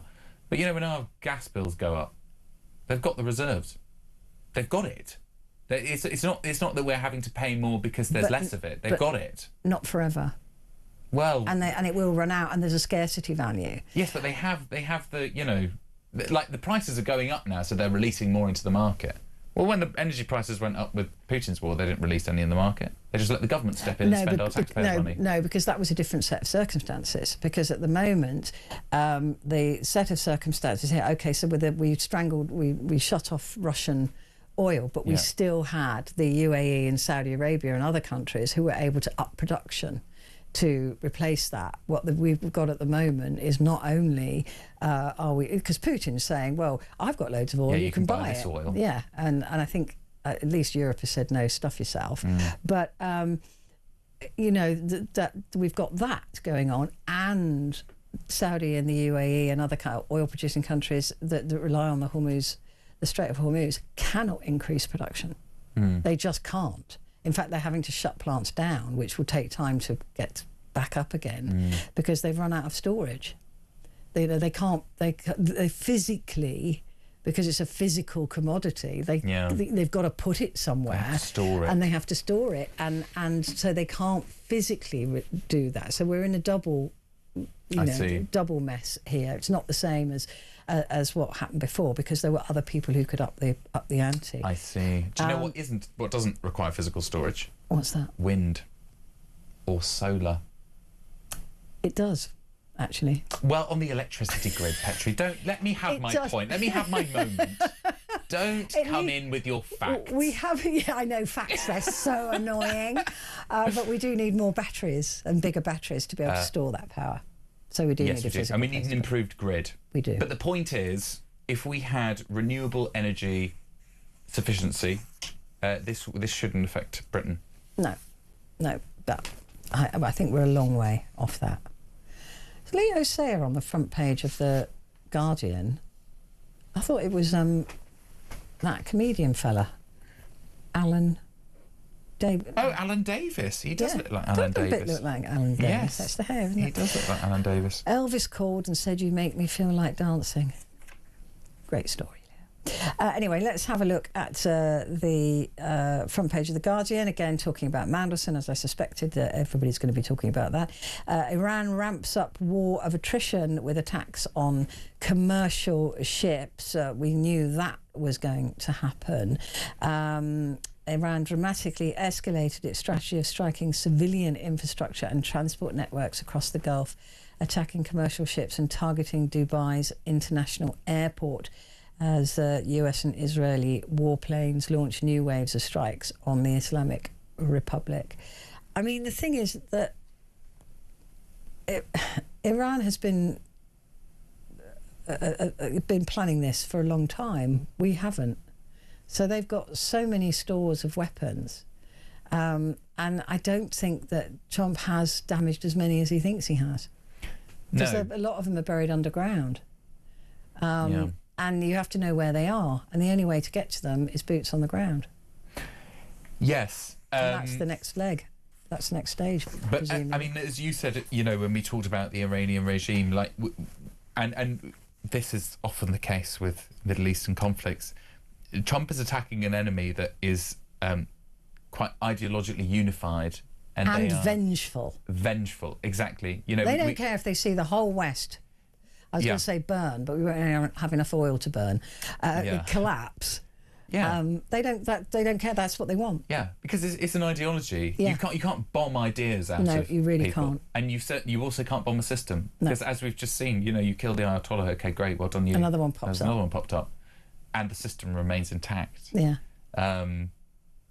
So I mean, I mean, you know, I think he thought it was going to be another Venezuela, didn't he? He thought he was just going to cut the head off the snake, exactly, and then it'll be fine. But he's left his deputy in charge. I mean, the regime hasn't changed there either, really, except they're more pliant. Exactly. Well, they're more pliant. Well, I think this is. I read something quite interesting. I think it may have been in the Guardian that if there had been U.S. casualties in the toppling of Maduro in Venezuela, I think Trump may have been slightly more resistant for this.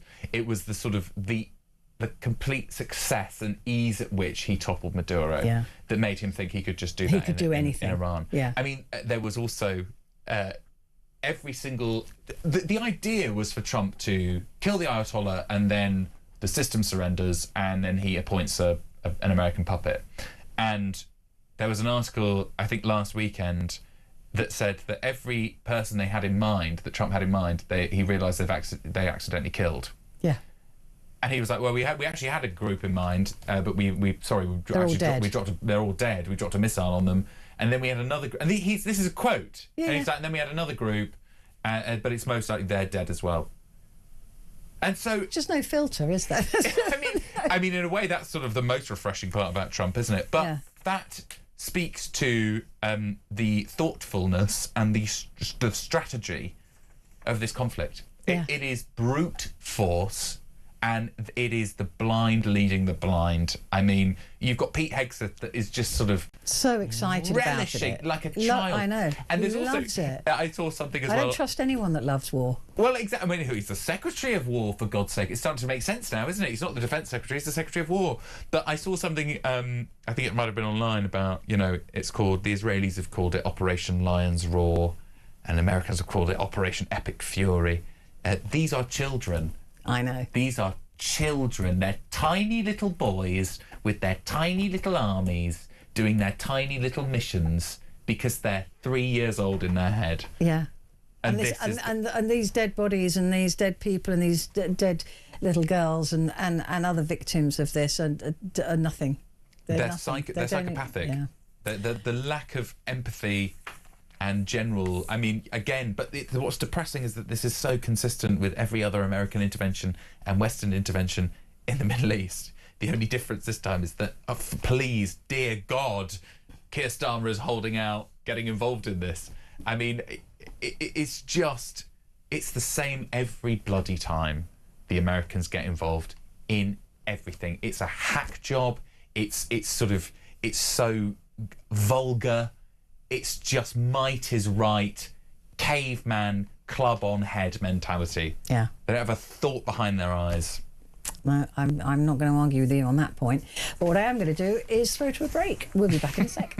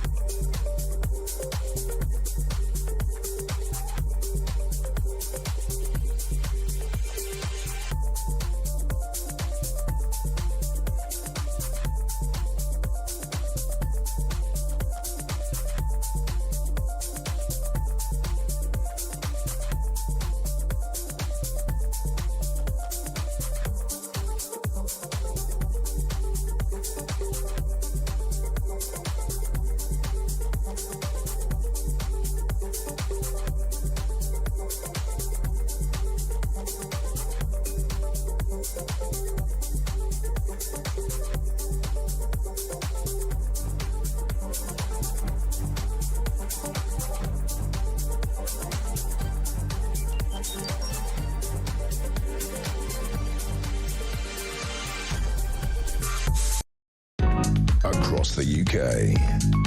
On DAB+, on your smart speaker, on your smart TV, and on your side. This is Talk. Hello there, and a very good evening to you. This is Talk, and it's Petrie, and with me, Katie Darla, comedy writer and host of the Truth in My Opinion podcast, and we're going through the papers. And I just have to say that I'm going to go through a few really quickly now because they're all the same. The Daily Mail says that the Keir Starmer is facing fresh questions about his judgment after the handling of Peter Mandelson, a payoff worth double what he was entitled to. Downing Street agreed to a special severance package worth 75 grand for the disgraced Labour grandee. The amount is almost twice what Mandelson was contractually entitled to. Well, that's all right then, isn't it? Good. It's only the taxpayer. Exactly. It's not real money. Not real money. And the headline there, not fit to lead the country, talking about Keir Starmer. The Mirror, Mandelson demanded a £500,000 payoff, a shameless peer's cash bid after sacking over friendship with paedophile. Of course, he didn't get that, but he got the 75k. The Metro going with 500k to walk away. Again, that is the Mandelson demand for £547,000 for being sacked. Mandelson, oh, hang on a minute, that's the wrong way around, isn't it? The iPaper, Mandelson was shown secret files before weirdly rushed vetting. Peter Mandelson was given access to highly classified material before he had full security clearance. Good. Nothing wrong with that. Well, he expected it to be rushed through then, didn't he? Yeah, he did. As did the entire civil service. Yeah. They knew he had the job, yeah, no matter exactly. what. No matter what the security popped up, he got the job. It's the old boys network in fine fettle, I see. Ex-business secretary was arrested last month on suspicion of leaking sensitive information. He denies any wrongdoing. There you go. They always do. Always do. They always do. They always do. The Daily Express, PM was warned on reputational risk of hiring Mandelson, but didn't seem to care. It's just so many questions for Keir Starmer now. Who are you? There are lots of questions, and I don't want this to come across as me defending Keir Starmer in any way, because I think, he should get his comeuppance and he deserves everything coming his way. But our politicians always have appalling moral decisions. Do you remember during the COVID pandemic when Dominic Cummings had to drive to Barnett test Castle, his eyes, and then he had to do a press conference in the number 10 Rose Garden where Boris Johnson I think it looked like a wallpaper table, wasn't it? Exactly. Yeah. Yes, it was a tiny table, and Boris Johnson backed him. Yeah. And then all of the Partygate stuff came out, and Boris Johnson stood by it. No, it was just a gathering. This is, the sad thing from a sort of progressive, and I know Keir Starmer is nowhere near progressive or left-wing, but the sad thing is this realisation that Keir Starmer is just like the rest of them. Because, a big part of his sell to the nation was that different. He's different. He's turning his back on this sort of cronyism and this poor judgment. He's just the same, but it would be unfair to highlight Keir Starmer as a aberration. All of our political leaders have. He's just the same as the rest of them. Yeah. Terrible judgment. Which is depressing, isn't it? Terrible choice in friends. It is depressing. But it goes back to what we were talking about at the top of the hour, where what we have to do is we have to diagnose what's wrong with the system, and unfortunately, what's wrong with the system is not the kind of the detail. It's not the severance packages. What's wrong with the system is the system. Indeed, yeah. It's the mindset that you have to have in order to operate within that system. Yeah. And as soon as you have that mindset, I think anybody that wants to be an MP or a Prime Minister should be excluded because they want to be.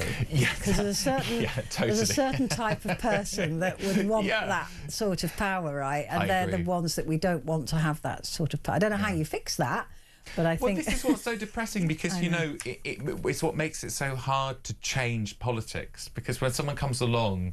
and they're like, I want to change politics. and you're like, I'm going to run as an MP to change politics, you think, well, you're just another MP. You don't want to change it. You're just a self-serving bastard like the rest of them. Well, I think that what happens is... Apologise for Sorry, that language. excuse me. Oh, goodness me. Excuse me, bleep that. Bleep. Yeah, it's only live. Sorry.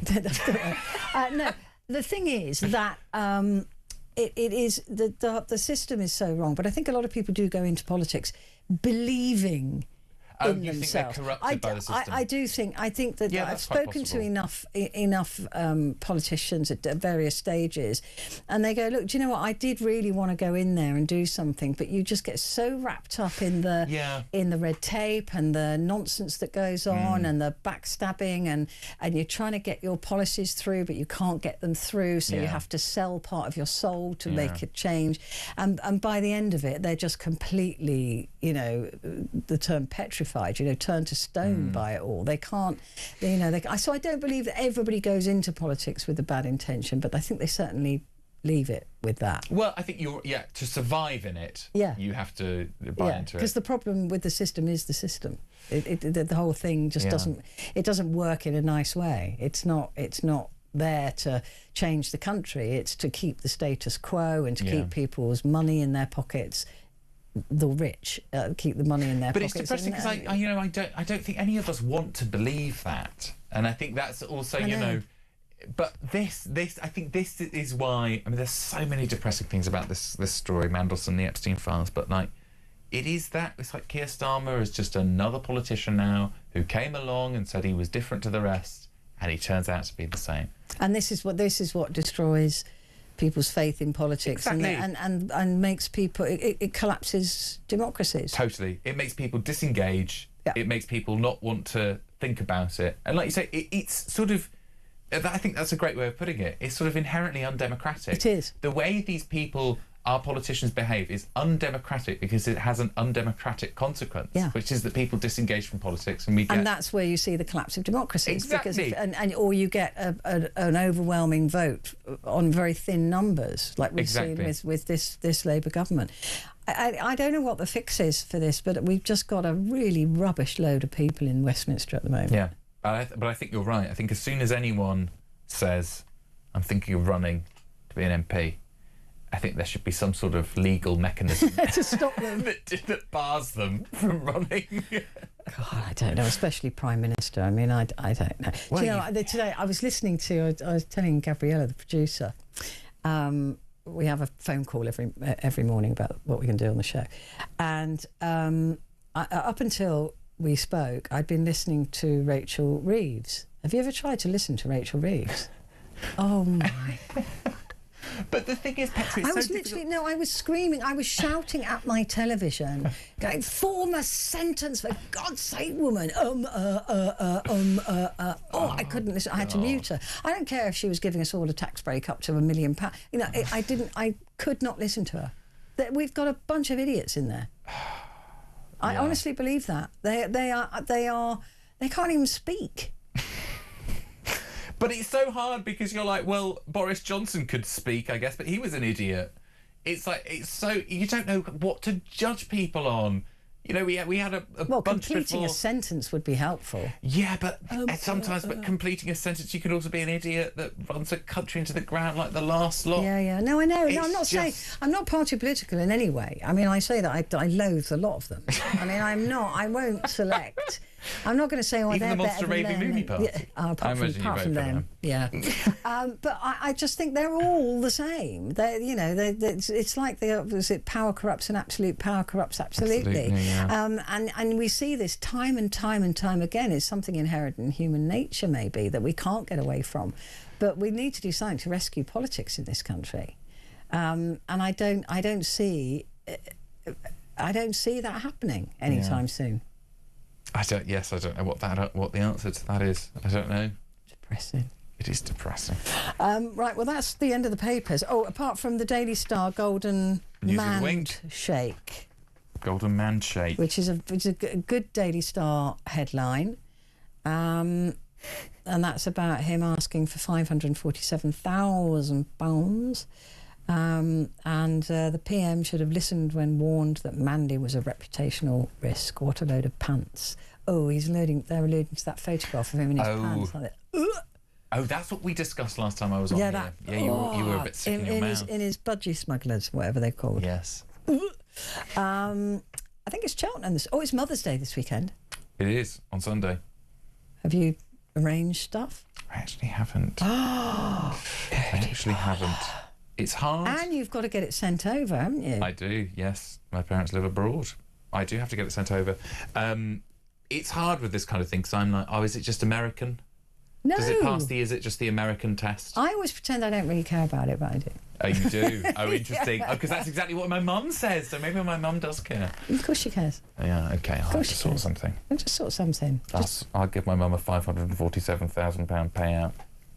Could you give me one as well? Yeah, I'll talk to the Treasury. OK, thank you. Mother's Day, I always pretend... I don't like to remind my son. It doesn't count then. It doesn't count then, but also I'm like, if he doesn't remember, he's going to feel really bad, and I don't want him to feel bad. Well, it's in my Google Calendar. My son doesn't have a Google Calendar. He doesn't? He supports Man United. Well, so what? Those two things are linked, I believe. If you say so. No, and he's not very well at the moment. So he's phoned me up this evening, and I was thinking, should I remind him? Because he'll be gutted if he forgets. But then I shouldn't really have to remind him. That's you're caught between a rock and a hard place there. I don't know what to do. What would you do? I would give it till Friday. If he hasn't mentioned it by Friday. Yeah, because he'll need to check that I'm not busy doing something exciting on Sunday. Yeah, I have to check that. Or I'd maybe drop a hint. What could the hint be? I don't know. You're like, when's Father's Day? That's what you could say. When's Father's Day? Yeah. Oh, it's then, is it? Oh, when's Mother's Day? Oh, it's on Sunday. That's not subtle, though, is it? Really? Yeah, but you're not. Just ask them when Father's Day is. Okay. When do the clocks go forward? Check your Google Calendar. Next week. That's what you should say. Is it next week? Yeah. I thought it was the 29th of March. I don't know. Week after. 28th. There you go. Next week's Mother's Day again. Again, the 50th. Don't forget Mother's Day. Don't you forget either. I know it won't. Make sure that you send in a card and say this is thanks to Petrie. Yeah, I'll send you a Mother's Day card. You're not going to get one by the sound of it. That's a good plan. That is a good plan.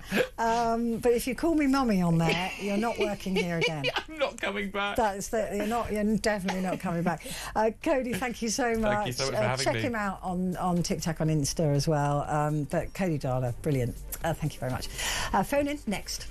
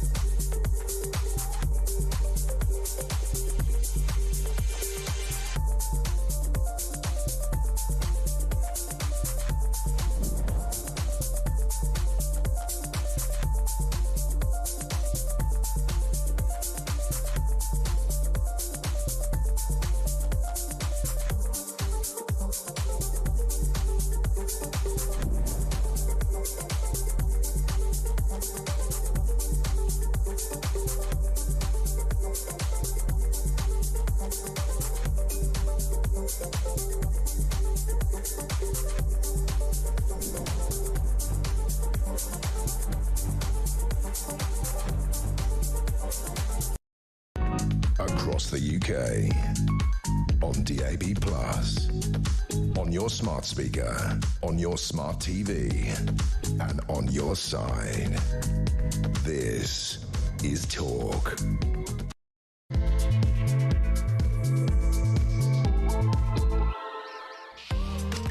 Hello and good morning to you. It is Petrie here with you, and it is your chance to talk back. Exactly what it says on the tin.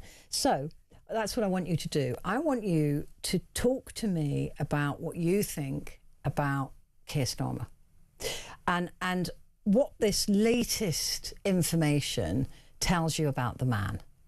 Because Keir Starmer, of course, he's facing calls to resign, but the Tories insisted that we, the country, get to see the Mandelson files, right? What happened with his hiring? How come that, you know, the Prime Minister was saying, well, you know, Mandelson lied to me, and almost saying I didn't really know much about it. And the Tories wanted us to see how much Keir Starmer did know before he hired Peter Mandelson.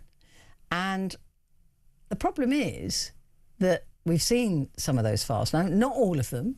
The rest of the files are due to come out after the police have determined that they can come out, because there is an ongoing investigation into Peter Mandelson at the moment, who denies any wrongdoing, including misconduct in public office. However, there is still an investigation going on. So certainly the questions that Mandelson was asked and the answers that he gave have not been made public at the moment.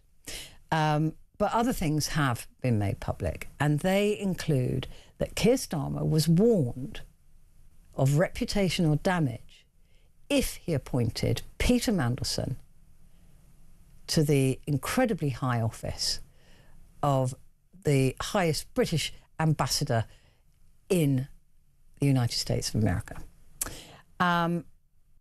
His national security advisor, Jonathan Powell, warned that the appointment process had been weirdly rushed, but was dismissed by Morgan McSweeney, who, has to be said, was a great mate of Peter Mandelson's. Or he admired Mandelson. He was in awe of Mandelson, is the way I heard it. Due diligence documents drawn up in December 2024 before Mandelson's appointment to the Washington role in February 25 noted a series of reports detailing his links with Epstein, including that he had stayed at the paedophile's home even after he was first convicted of procuring an underage girl for sexual reasons in 2008. In other words, he was known to be a convicted paedophile, and Mandy still chose to go and stay in his house. In the wake of the document's publication, Starmer is again facing calls to resign from both the left and the right. Time and time again, says Scottish Greens co-leader, time and time again, the victims are forgotten while powerful men close ranks to protect their own. That culture of impunity has no place in public life, and it should have no place in government either. The Prime Minister chose to appoint him. The Prime Minister oversaw the government that authorised his payout. The Prime Minister is therefore responsible for the scandal that has followed. If the Prime Minister has any sense of responsibility left, he should do the honourable thing and resign. Well, of course, opposition parties are going to call for his resignation. That's what they do, right? You just have to, I don't know, sit on the wrong chair and you're being called to resign by the opposition parties. But what is interesting is that it is from the left and the right. And for me, it's what this says about him. Look, it was clearly a foregone conclusion that Mandelson was going to get this job. And that happens a lot. That happens in business. That happens in a lot of places, right? If there's any sniff of a promotion in any company that you've ever worked in, you know that somebody's already been earmarked for that, right? So this is what happens. Or suddenly your boss is bringing in their old best man, and they get the top job over you, or whatever the situation may be. It's not unusual to shoehorn your mates into a top job. What is unusual is being warned by advisors that this will cause you reputational damage, that this is potentially damaging, and being warned and being shown files to prove that Mandelson was friends with a paedophile when he knew he was a paedophile. And as I was saying to Cody, if I was going to appoint somebody and I found out they were great mates with a paedophile, it would make me question their morality. You know, you can say, well, you know, just being friends with a paedophile doesn't make you a wrong un, does it? But I think it kind of brings into question your own morality. If you're gonna go, oh, he's a paedophile, but that's okay. That's all right. I can forgive him that. We've all got history. No, absolutely not. Why are you friends with a paedophile? Why? And what does that say about your judgment? And I'm giving you the top job. That poisons the well.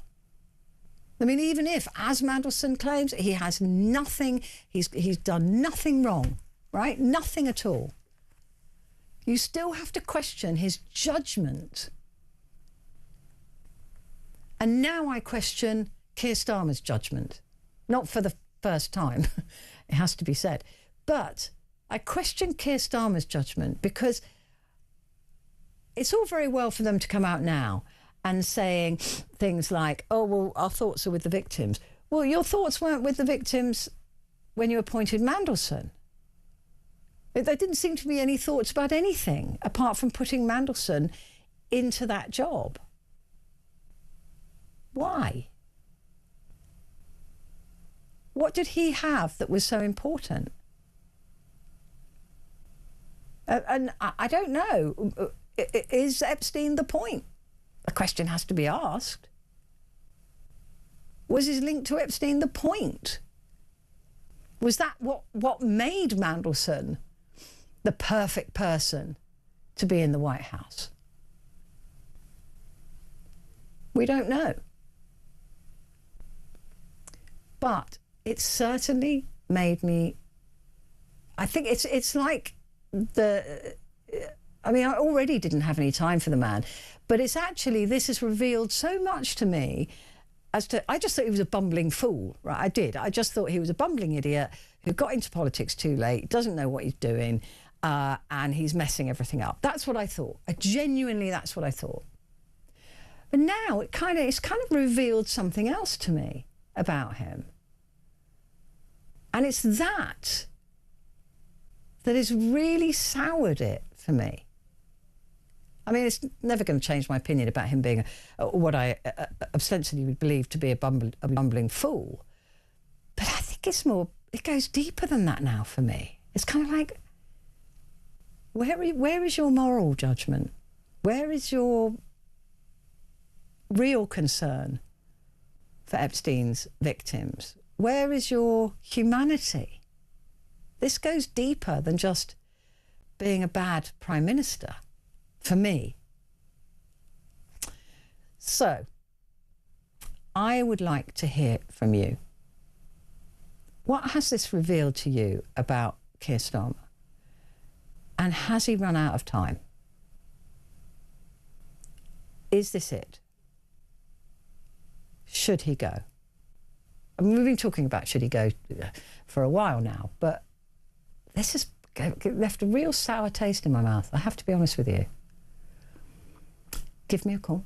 0344 499 1000. Calls are charged at the national rate, bar we do call you back. Text the word talk and your message to 87222. Let's get straight on to the calls. And John is in West Lothian. Good morning, John. Very good morning to you. What do you make of this? Well, that's a very good question because, I mean, I think this is only the latest example of the man's decision-making capacity. He has made so many ridiculous decisions, and then when the first time he's challenged, he changes his mind. Yeah. But I think it actually goes far deeper than that. I think he's a danger to the country, but on this particular issue, you know, it's about his judgment, which I think you've talked about earlier this evening. I did, yeah. It is that if this man who is a non-politician, and that's obvious, that the man has absolutely no idea about how to be a politician. No. But he was appointed as the director of the prosecution service. He was in charge of the CPS. Yeah, he was the highest you could get as a lawyer. How can you make such bad decisions? Exactly. So surely somebody somewhere is looking at how did he make those decisions in the previous position, because that affected real people, real lives. Were they guilty? Were they not guilty? How is his bias way of looking at things not examined and questioned in that? Because that is almost as serious as what he's doing now. Yeah, I mean, for me, John, I think you're absolutely right that this brings up, the point that he's supposed to examine things and question things and get answers to things, and if he's unable or unwilling to do that, then really what's the point? I mean, where is this? And I always think that, as a barrister, the top barrister in the land, can you imagine him in court? What did he do? Bore people into submission? Well, yeah, probably, or he listened to the last person that had influence over him, such as Lord Hermer. I mean, he listens to these international lawyers. He's been a lawyer for, human rights and all the rest of it. He doesn't think about the people that he's supposed to represent. Now, previously that might have been fine. He made a fortune out of it. I've no doubt about that. But the fact is, he's there to represent the country now, the vast majority of the people living in the country. And he's clearly not doing that. And that is a danger to the whole population. Yeah, I think that what happens is that he's been sort of living outside of the normal world that you and I live in, right, for a very long time. And I think they just lose touch. Yeah, well, I mean, I've said for a long time, jokingly to some extent, that I think he's an alien. I think he was put in this country to destroy it, to destroy the West. He's not for anything that the vast majority of people stand for. Mm. Do you think it's time for him to go? Oh, God, yes. I mean, he should never have been put in the first place. But that is democracy. We have got to accept that. He was voted in. But surely the vast majority of the population now say enough is enough. And this fixed-term parliament is actually, he is the biggest example of the danger of a fixed-term parliament. And he's now got people in his backbenches that actually hate him, but in some ways will keep him in because it's keeping them in the jobs. And I think a point that I think you made earlier with the person that was on before, Cody, is that once you join the club, you're in the club, and the club takes over you, and actually your own views and ethics goes out the window. Yeah. And I do believe that's what happened. I mean, I've spoken to so many people around the Westminster village that say, look, I went in with the best intentions, but I was crushed within a year, and now I just play the game, right? And these sort of off-mic moments. But yeah, it is a cesspit. It's a cesspit. And nobody comes out of it smelling like roses. No, and we now have no international or real politicians that we've had in the past, and I've heard it so many times on talk over the days that we had real politicians in the past who had ethics, who would stand up for what they believed in. Now, you either love them or hate them, that's fine, but they had ethics, they had beliefs, and they stood by them. And I know that Margaret Thatcher took a tremendous amount of stick, but because she took on the miners and whatever.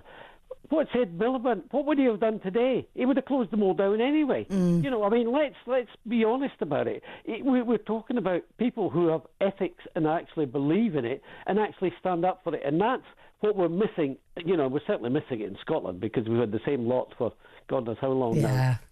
And they become corrupt. It's so obvious now that they won't answer straight questions, and listening to Starmer in PMQs is like painful. It is painful. It's an embarrassment to the country. He's an embarrassment to the country.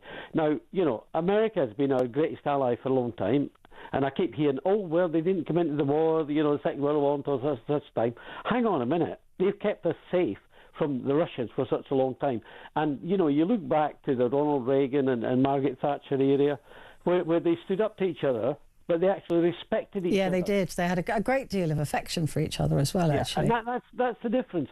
People actually respected genuine views, and they could respond to it. Now it's oh, I'm trying to score a point. Oh, I'm being a good boy. I believe in DEI and all the other nonsense that's going on today. There are no ethics anymore. It's what do they think people want, and it's indoctrination, not politics. It's not about people. It's about, we will tell you because we know best. Exactly that. And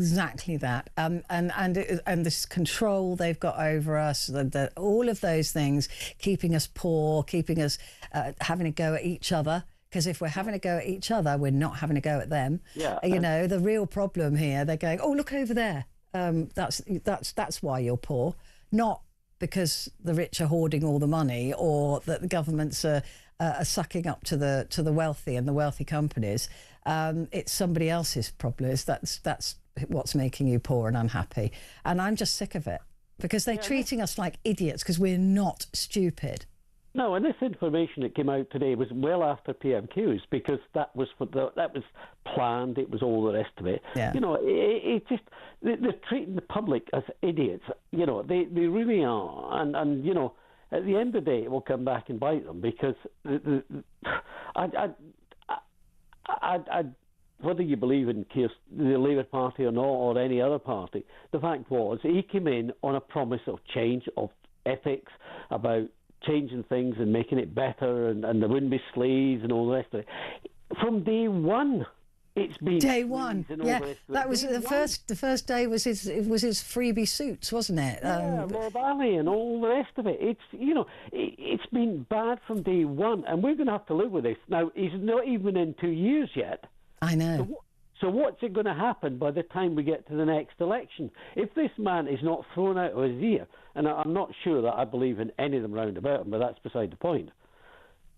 He is proved to be an absolute out-and-out liar. And if he wants to sue me, fine. I've no money, so it'll make it different.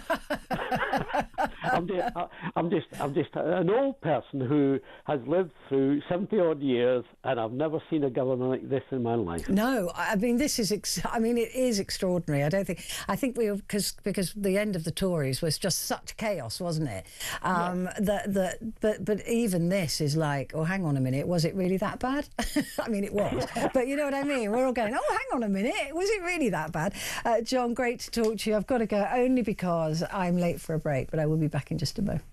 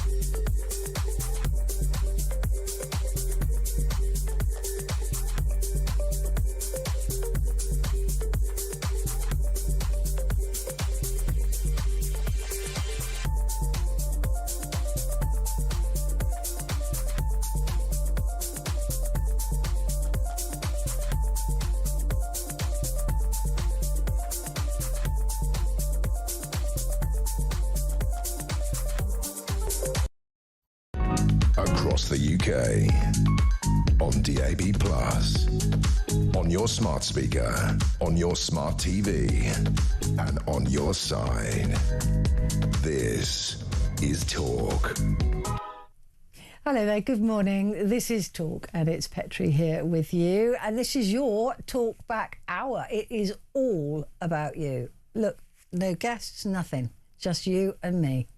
And the whole hour has been cleared out so that you get the chance to talk back.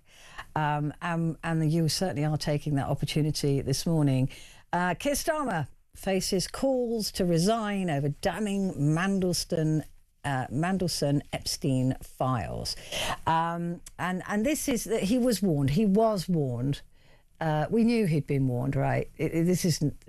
but anyway, his own mind should have warned him. I mean, Mandelson's never covered himself with glory, right? I mean, everybody knew his nickname was the Prince of Darkness, right? I mean, but anyway, he decided, almost, I think, no matter what the interview stage was, no matter what the answers to the questions were, that Mandelson was the man for the job. He decided that. And it didn't matter what his advisors told him. It didn't matter. Morgan McSweeney, he thought, would carry the can for this. And Morgan McSweeney said, I should have advised him better. Well, advisors advise, but prime ministers decide. So it's still, the buck stops with him. It doesn't stop with Morgan McSweeney. I mean, I'm glad to see the back of McSweeney, but because I think he was just in Keir Starmer's ear about everything and got everything wrong. But it was up to Keir Starmer, this decision. And despite the fact that Mandelson was great mates with a convicted paedophile, there's no way he can say he didn't know, because at one point Mandelson stayed in his house while Epstein was in jail, convicted. So Mandelson chose to be friends with a paedophile, which I think is a really bizarre and weird and sick choice. Right? If you know that somebody has abused, sexually abused and raped little girls, I question your ability with judgment if you're friends with them, right?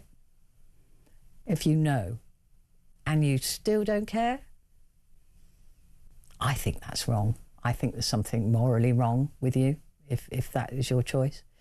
But despite that, and despite having that information, Keir Starmer said, you've got the job.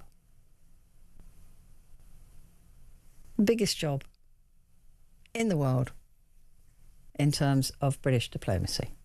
The ambassador to America. He just decided that was okay. And Keir Starmer, Mandelson thinking that was okay to be friends with Epstein, and Keir Starmer thinking that it was okay to hire somebody who was friends with a paedophile, brings into question judgment. It brings into question all this nonsense about, oh, my thoughts are with the victims. Really? Really? Just lip service. So it opens up a chasm for me of who Keir Starmer is. Not what he is. We already know what he is. But who he is. This is really fundamental to me. This exposes something about him that I can't now unsee. Give me a call, 0344 499 1000. Roy in Hampshire has done exactly that. Good morning. Hello, Petrie. We spoke about 3 weeks ago about being British, if you remember. And did we decide it was a good thing? Oh, yeah, it's a wonderful thing, mate. It is a wonderful thing.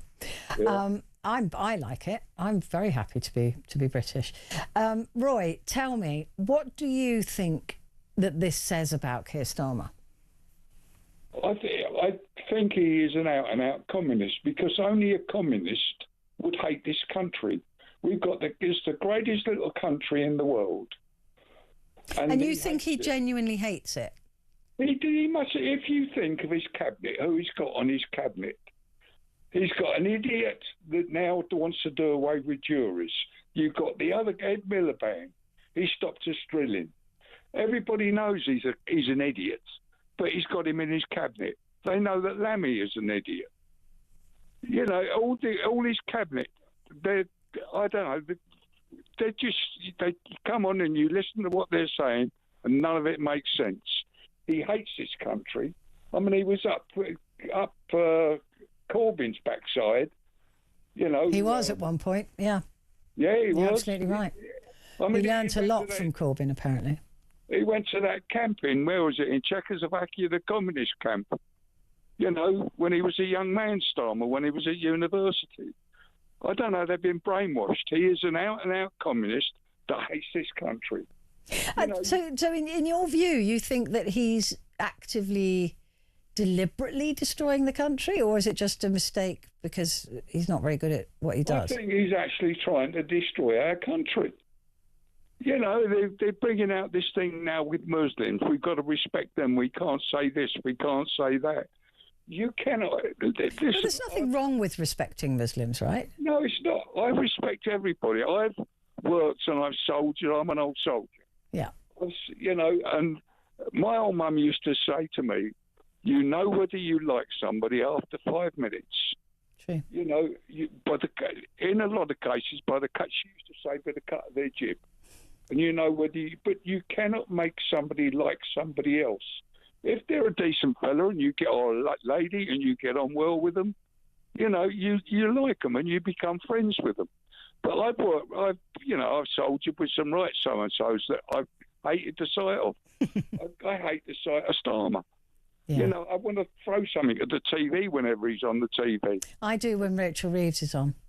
Yeah. I can't bear. It's a real bugbear of mine. I think probably because I speak for a living.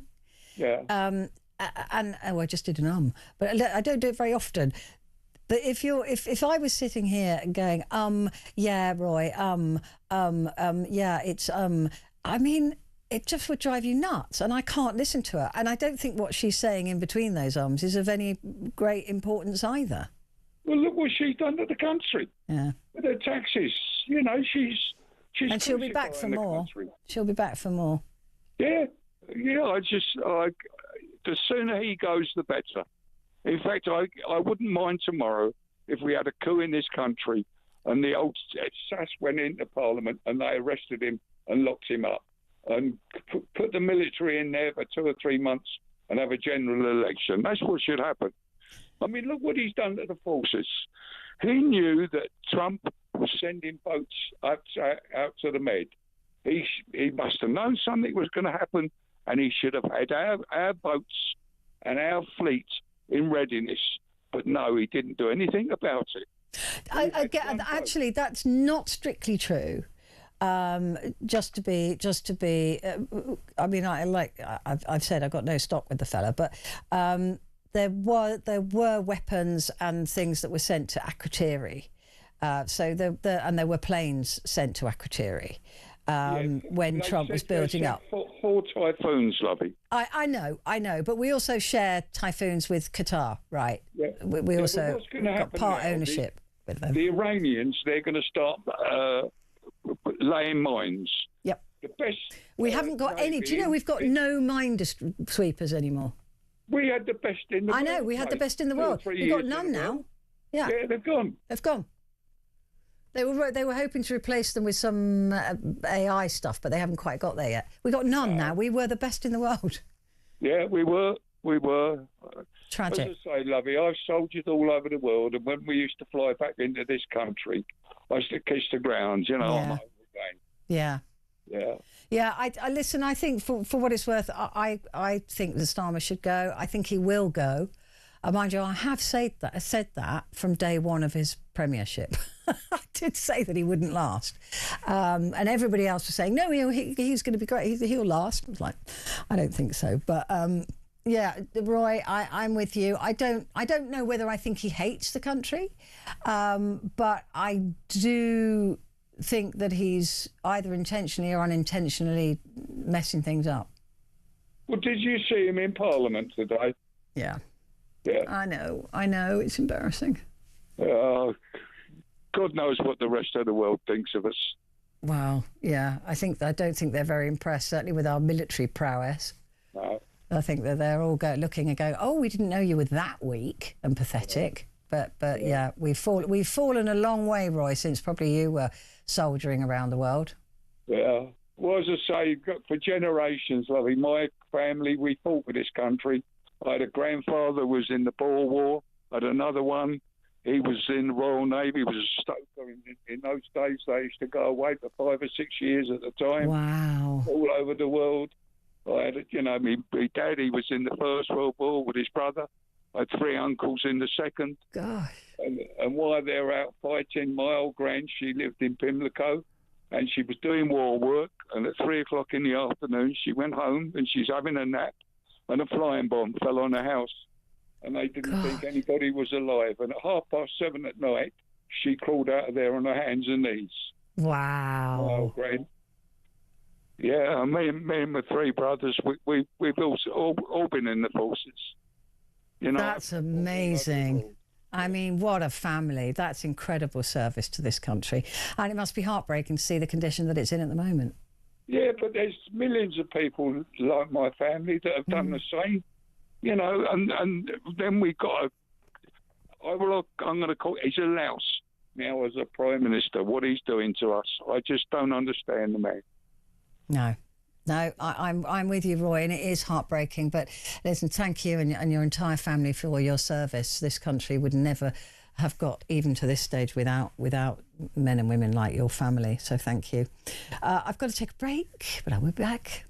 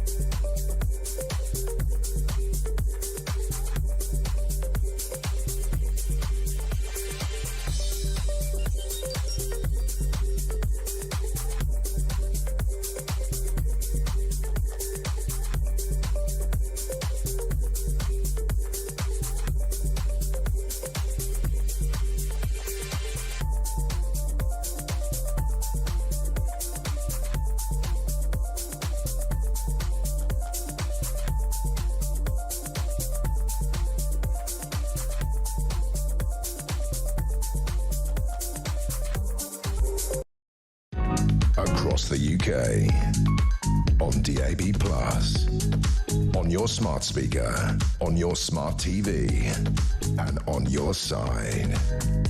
This is Talk. Hello there, this is Talk, and it's Petrie here with you until 1 o'clock. And this is Talk Back, so this is your chance to do exactly that. And we're talking at the moment about these files that were released yesterday on Peter Mandelson and the hiring process. We don't have all of the files, but because of the ongoing investigation into Peter Mandelson and the alleged wrongdoing in a public office, which he, of course, denies entirely that he did anything wrong. But that's why we haven't got all of the files yet. But I don't know when we'll get them, I suppose, when the police say it's OK. But what it does reveal is the extent to which Keir Starmer knew about Mandelson's relationship with Epstein. And that Epstein, of course, continued this great friendship with a convicted paedophile long after Epstein got out of jail. And Peter Mandelson even stayed in his house when Epstein was in jail. So how Mandelson could retain friendship with a paedophile. And we've seen, since all the Epstein files have come out, Mandelson's going, well, I didn't know anything. And, my thoughts are with the victims. I don't think he believed he was guilty. I think there was some, but he's a convicted paedophile and you're still friends with him. I mean, that brings into question moral judgment, if nothing else, in my view. Still deciding to be his mate, his buddy. And then on top of that, Keir Starmer, given evidence and given a report saying that Mandelson had this association, this close association with Epstein after conviction, so no question that anybody knew. Same with Fergie, wasn't it? She knew he'd been convicted and she still remained close and friendly with him. You've got to question people's moral judgment on that. And do you want somebody, I mean, even just on a purely hiring point of view, right? Why would you want somebody with dubious moral judgment as the ambassador to the US, unless that was the point? And I keep coming back to that. Was that why he was placed there?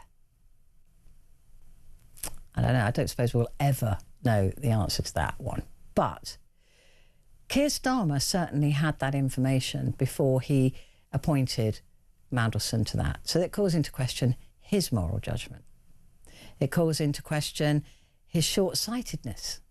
It calls into his question the ability to read the room. It calls into question everything that he said about his thoughts and prayers are with the victims of Epstein. For me, it exposes something about the man. Not just the Prime Minister, but the man that he is, which I can't now unsee. It tells me something about his judgment, his morals, his ability to empathise, his... I don't know. For me, I just thought he was a bit of a bumbling fool. In fact, Hills has said this really well. She said, I thought he was a decent bloke, although rubbish as a Labour PM. But now I'm actually shocked about what he knew when he appointed Mandelson. Mandelson was sacked twice before, so why did Starmer do this? And that's the point. I thought he was a decent bloke, albeit I didn't appreciate him don't appreciate him as Prime Minister. I think he's made too many fundamental mistakes. I think he's woefully inexperienced for the position, and I don't appreciate him.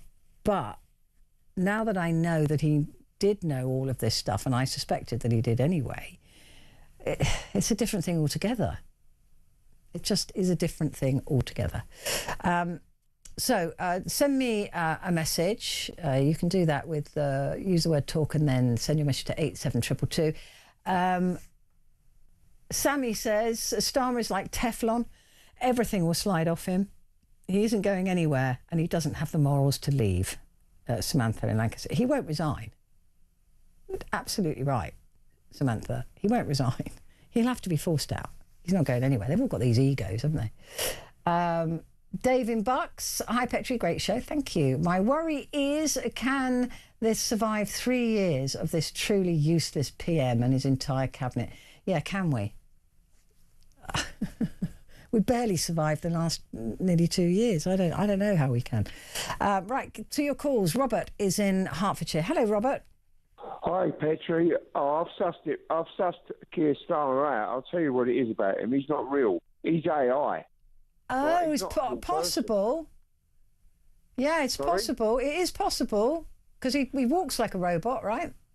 Well, the thing is as well, I had your producer in hysterics. I said there's only two people in this world that I really hate, and one of them was Ian Huntley, and he's dead, and the other one's Starmer, although I don't wish him dead. However, I've started to have...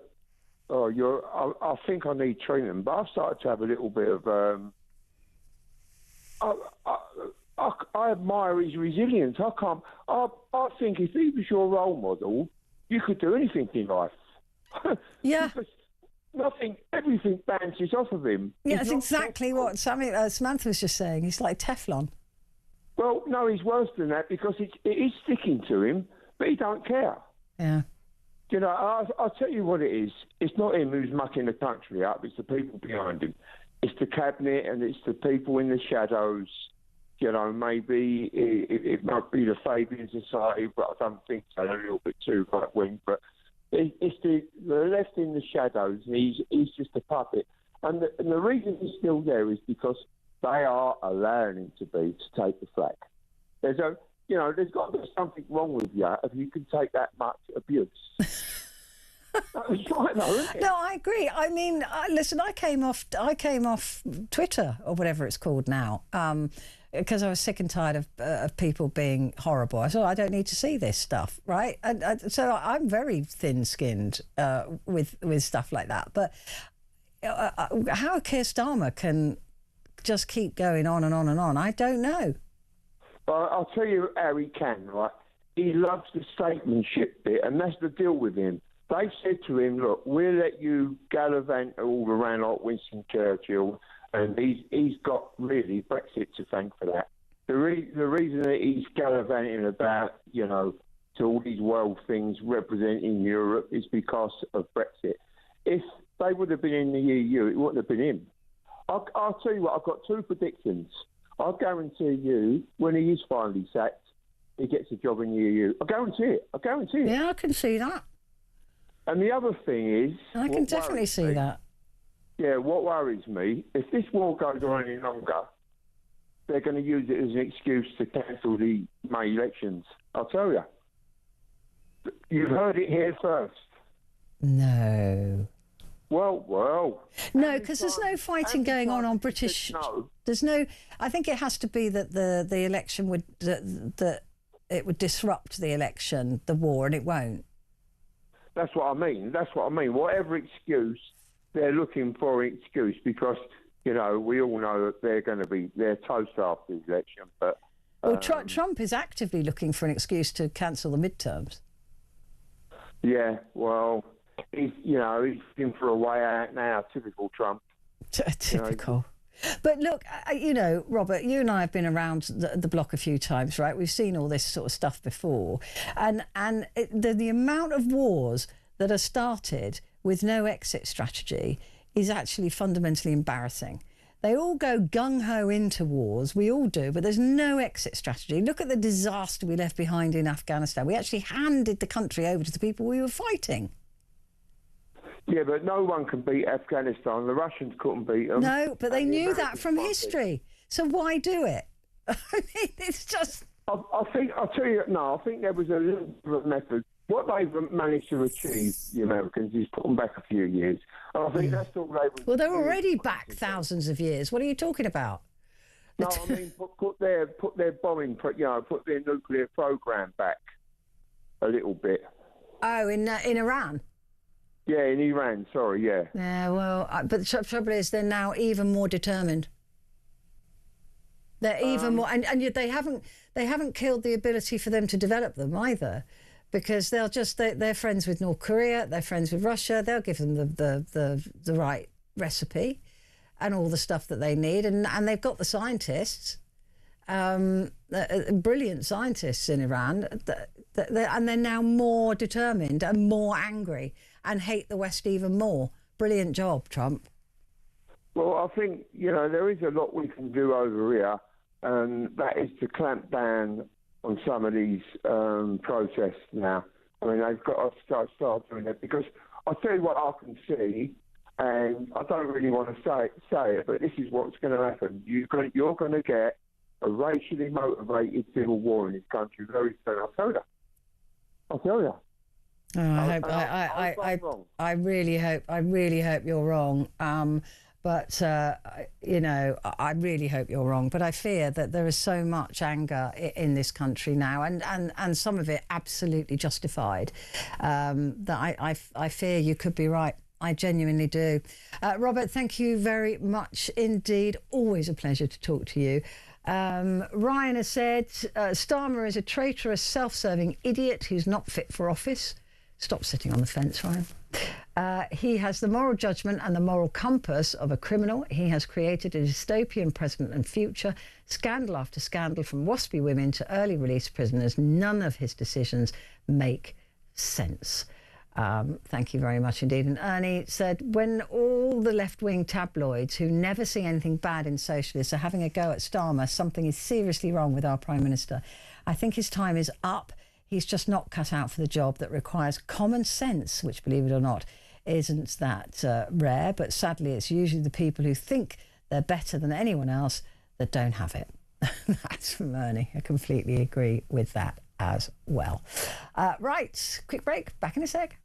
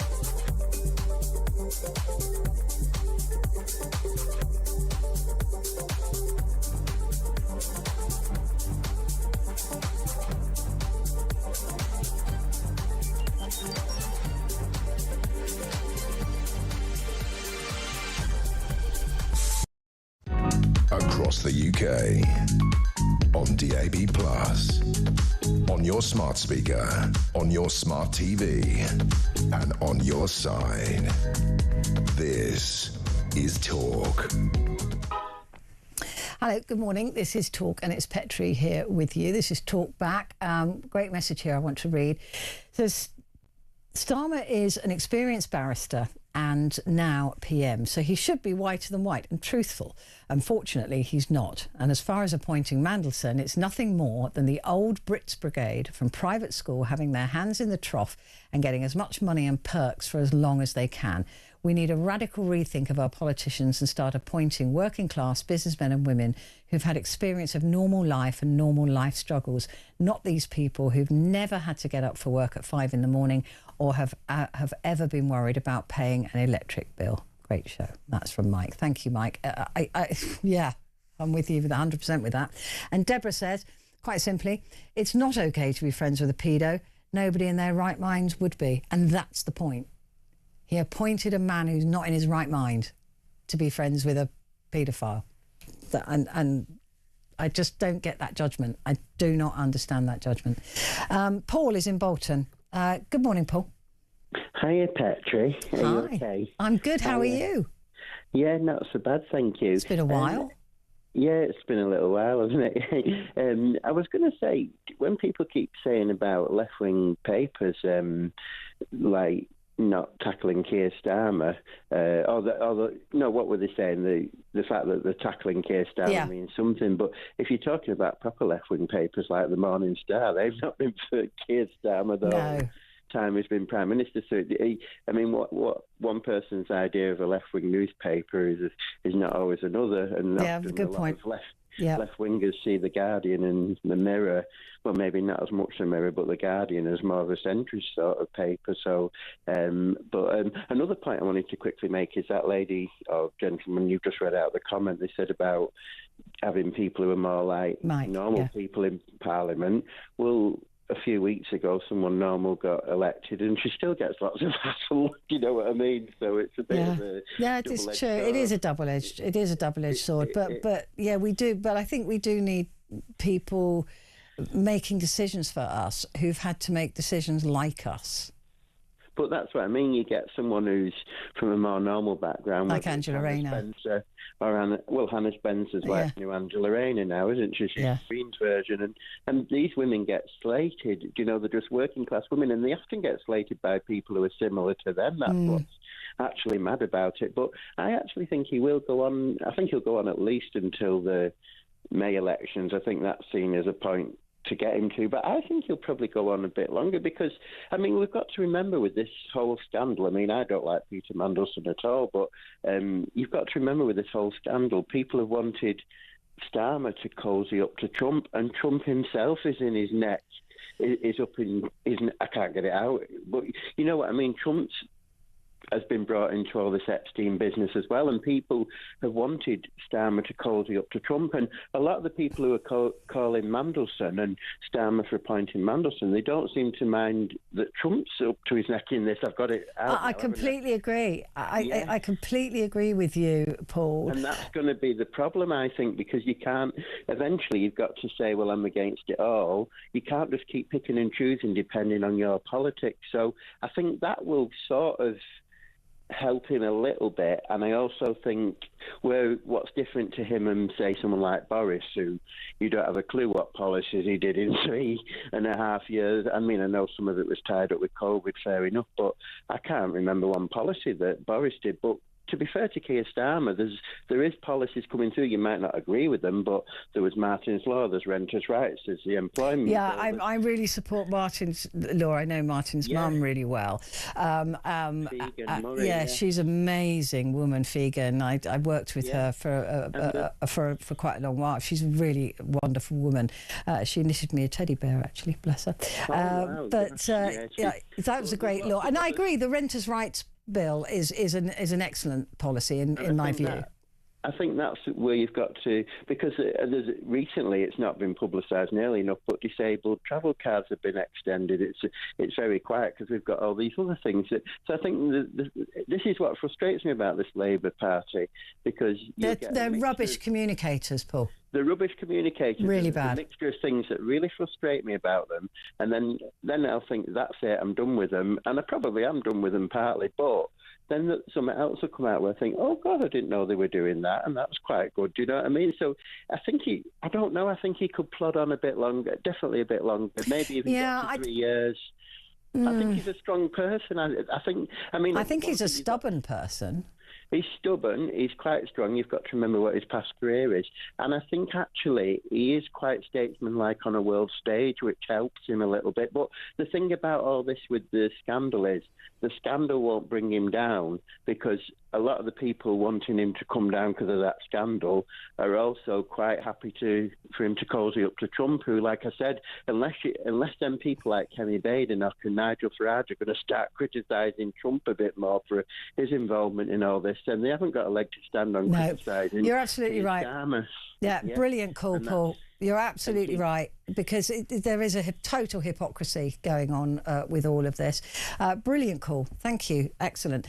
Just want to read this from Gary. On Starmer appointing Mandelson as ambassador, could it be beyond the realms of possibilities that Starmer may somehow have known that Mandelson had something on Trump and Epstein's friendship and thought it would somehow keep Trump under the thumb in regards to British interests? Just a thought. Might have crossed my mind.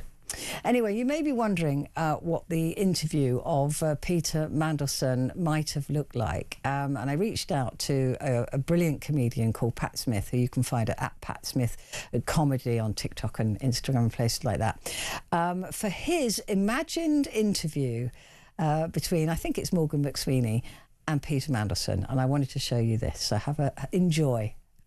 Okay, so it says here you are busy mates with King of the Nonces. Is that still the case? Yes.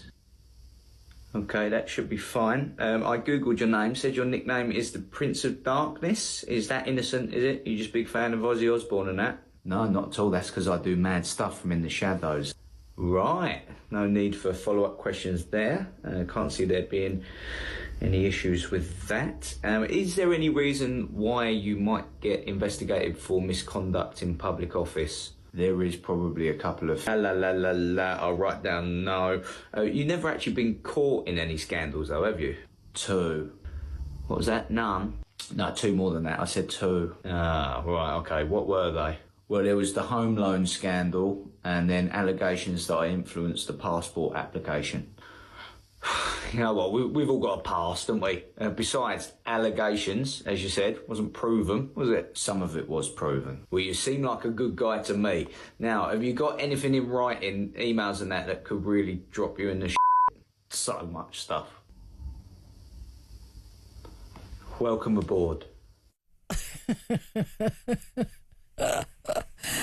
My thanks to Pat Smith for giving me permission to share that with you. It just really tickled me. He's a very good comedian, actually. He does some very funny stuff, so do look him up at Pat Smith Comedy. But I just that was exactly how I imagined the interview to have gone with Peter Mandelson. It's absolutely brilliant. I hope you enjoyed that. Just a bit of a light touch to the end of the programme. A couple more messages that I'm just going to read out while I've just got a little bit of time. Joanna says, Keir Starmer is clever with words and obfuscating. I've never been able to say that word, obfuscating. Starmer knows them all for years with his connections in the Fabian Society. Lord Ali, Tony Blair, Mandelson and most of the Labour cabinet are members of the Fabian Society. Starmer was part of Freebie Gate and the use of Lord Ali's properties. Yeah, we